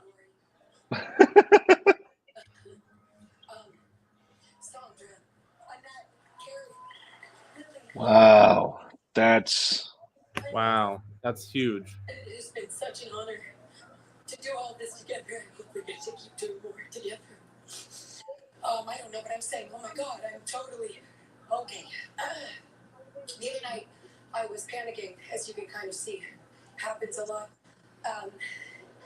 That maybe something like this could happen, and Yorgos said to me, "Please take yourself out of it." And he was right, because it's not about me. It's about a team. That's wild. Greater than the sum of its parts. And that is the best part about making movies. Annette, Carrie, I share this with you. Deeply honored to share with all of you. With every It has been such an honor to do all this together. I hope we get to keep doing more together. love and their care. I don't know what I'm saying. Oh my God, I'm totally okay. I was panicking, as you can kind of see. Happens a lot. That maybe something like this could happen, and Yorgos said to me, "Please take yourself out of it." And he was right, because it's not about me. It's about a team that came together to make something greater than the sum of its parts. And that is the best part about making movies, is all of us together. And I am so deeply honored to share this with every cast member, with every crew member, with every single person who poured their love and their care and their brilliance into the making of this film. And Yorgo, thank you for the gift of a lifetime in Bella Baxter. I'm forever thankful for you. Thank you for inviting all of us to be members of this team. Thank you.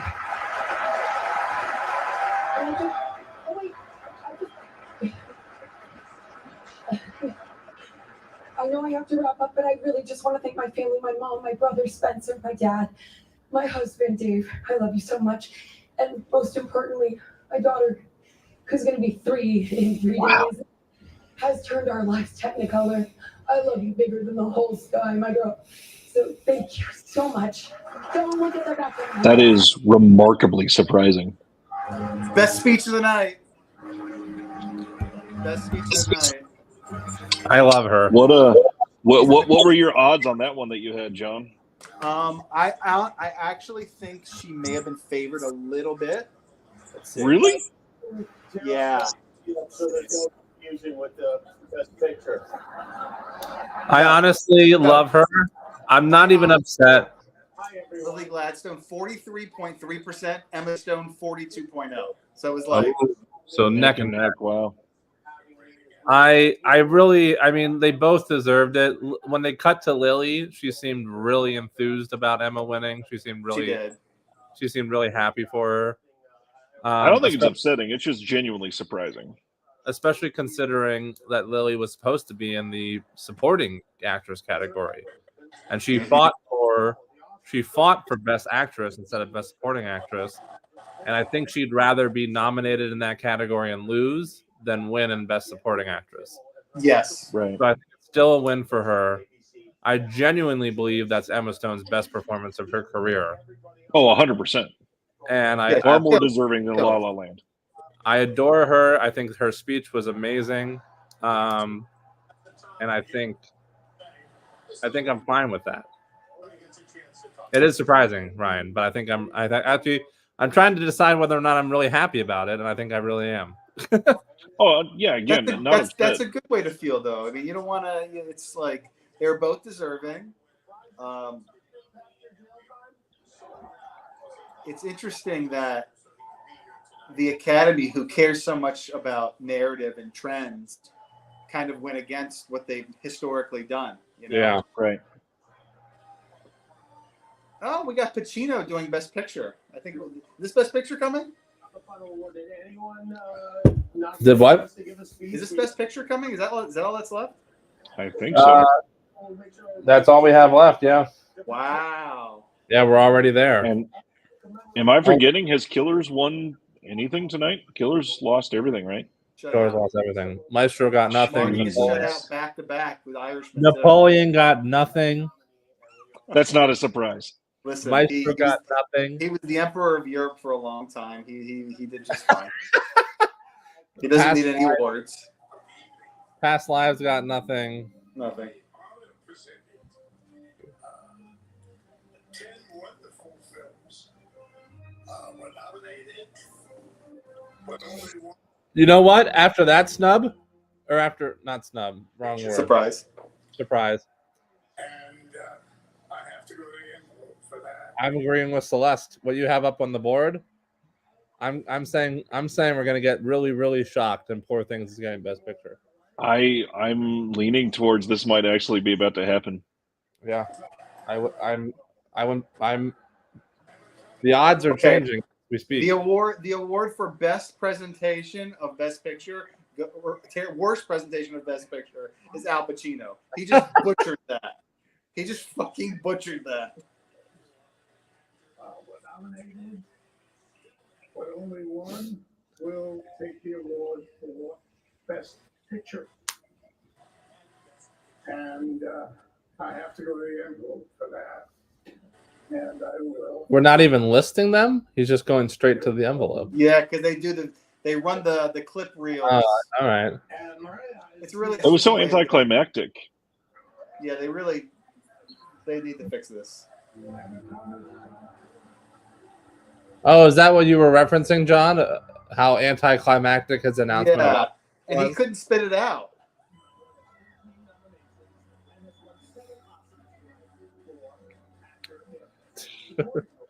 I mean, deserved. Nothing wrong with that. No, I guess deserved. I have to stay in the baseball business. I was hoping John would move out here with me. He could sleep on my couch.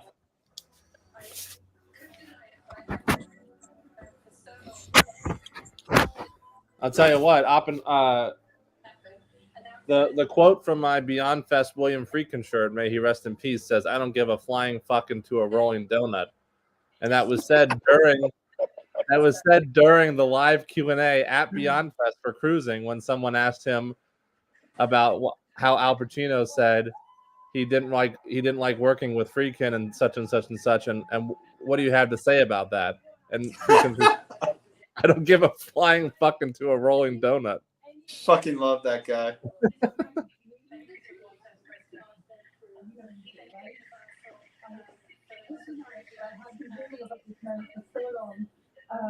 But it seemed so unlikely that it would ever. Chris just double fisting Oscars. It's kind of the reason this movie was the movie that was Chris Nolan.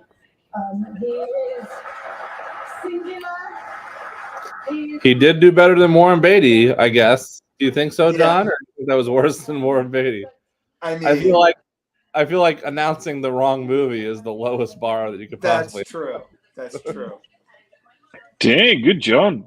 Good job, John Stumpf. Went 21 out of 23. Just missed Lily in the Zone of Interest. Wow. Yeah, those were the two biggest upsets for sure. So you were right about everything else. I got I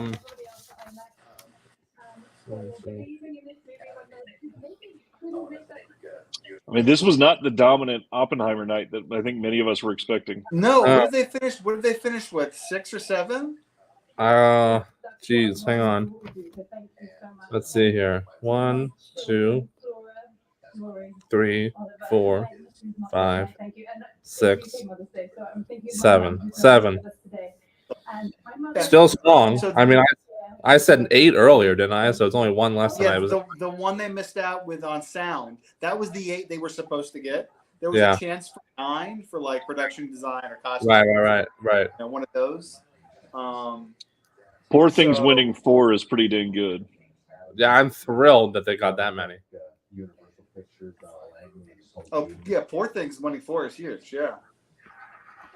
I of course want to thank my family and my wife, who always has my back and is, as all my friends know, the secret weapon. You know, and it's the movie that ruled 2024, and it got recognized as such. 2023. Oh, 2023. Whatever year it is. See, I've turned the page. I got 18 out of 23. Not bad. I got 5 wrong. Craig. I'd much rather the opposite. Let somebody screw up the Oscars. Let's have somebody who's not an octogenarian as president, please. Wow, getting off the air before 10:30 Eastern. How about that? Wow. Just think, it's not even 8 p.m. in LA. Man. It's not even 7:30 p.m. in LA, technically. I could still drive on over to the Dolby Theater and shake everybody's hand. Not one of Christopher Nolan's because he's holding some Oscars.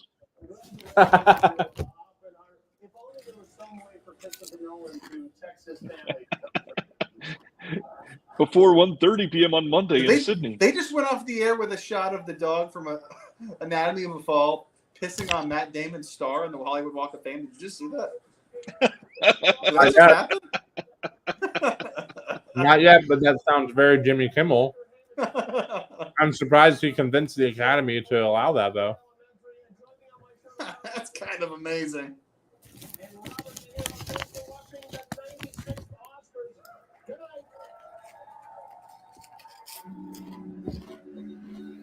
Good show. Good show. Mary, I'm still wishing this was Snoop Dogg.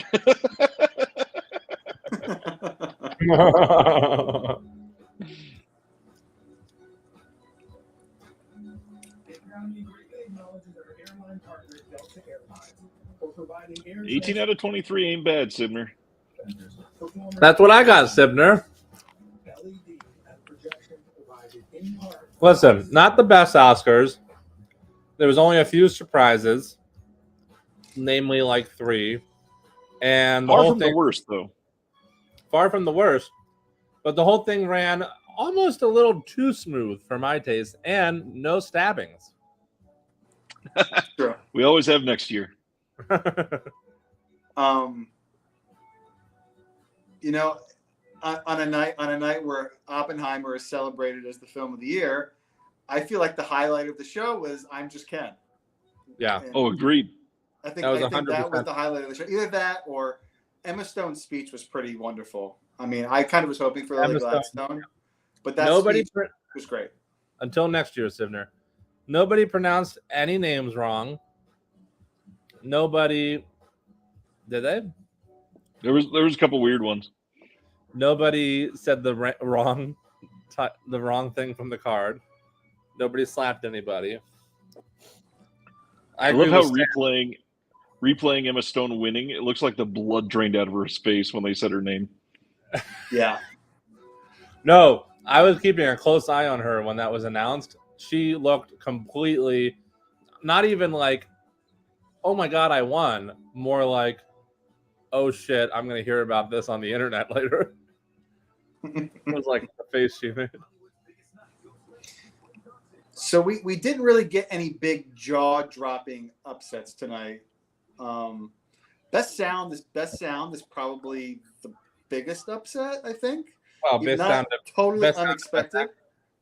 Like zone of interest. Best actress is the biggest upset. Which one? Best actress.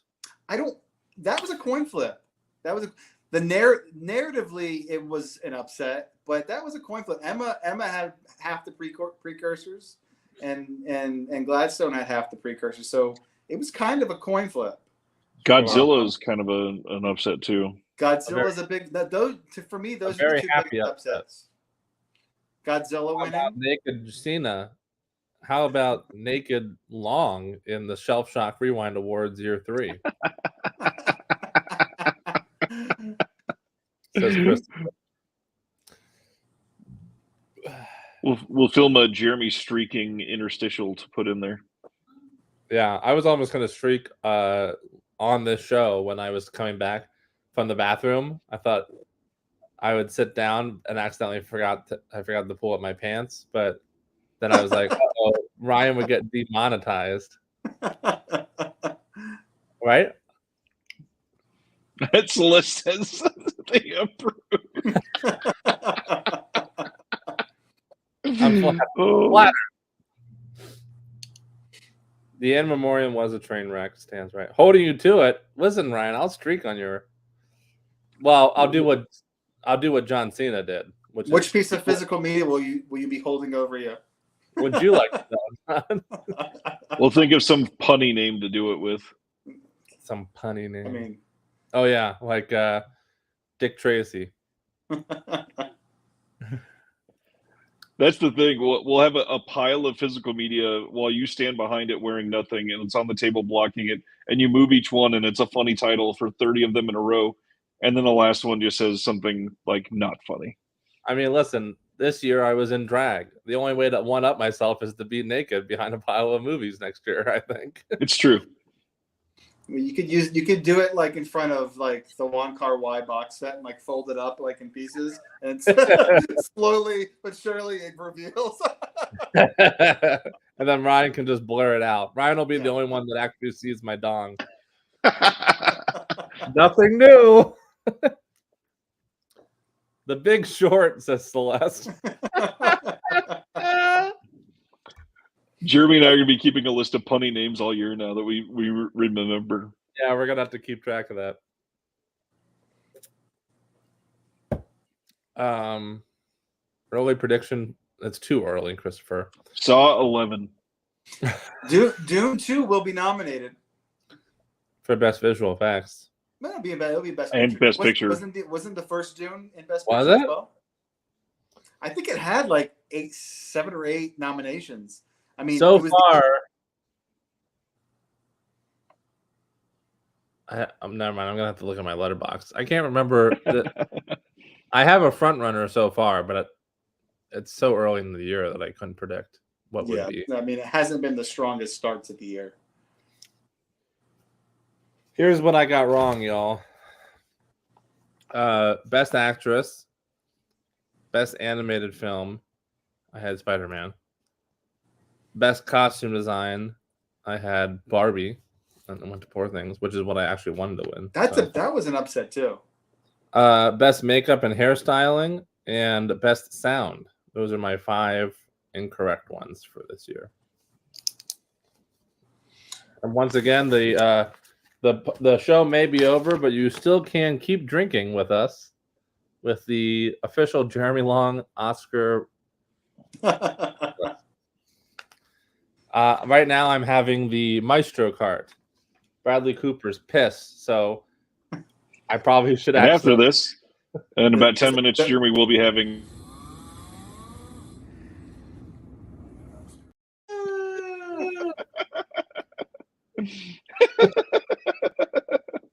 Oh man! Oh look! Remember how they kept showing that ad about some big celebrity being on Abbott Elementary? Because yeah. Yep. Interesting. I didn't expect him to be the one. I know far less about this program, so I will not be able to offer much commentary about. I know nothing about. I know nothing about Abbott Elementary. I never. All right, everybody. That's probably about it then. Yeah. Anything else you have to say? A couple shocks. I don't think there's any snubs really, but I think it's an interesting list overall. Here's to a much more competitive 2024. Although, of the entire Best Picture, all 10, we talked about this last time, all 10 movies, I genuinely liked. I agree there.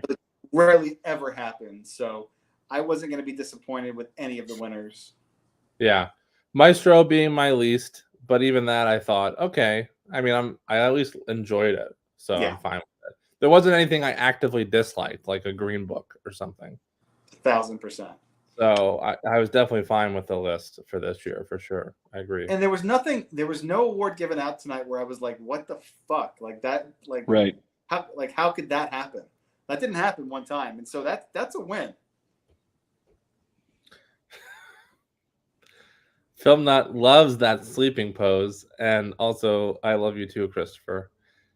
I'm getting so much love in the chat today. This is Josephine said something. I'm used to who's that one fucking jerk that is always on your stream? Oh, Jeremy, blah blah blah. And but today I'm getting all the love. Thanks, guys. Really boost my self-confidence 2 days before my birthday. Well, thank you all. Thank you guys for doing this again. And I guess until next year's nomination show. Well, that makes me sad. Such a long way away. We got to get together at least one time before that. Maybe we do a check-in at the halfway point. Yeah. This would be a great time to announce that we're all flying to Florida to visit John. Well, Jeremy, like I said, I'll be in Los Angeles in April. Let's see. I know, and I'll be here. And listen, oh, thanks, Angie. April 18. Thanks, Randall. 18 through 21. I'll be there. Oh, I'm busy those days. Shit. If Ryan could fly out here, even better. But no, listen. That'd be great. Wait, I'm looking at my calendar now. April through the 21st, you said?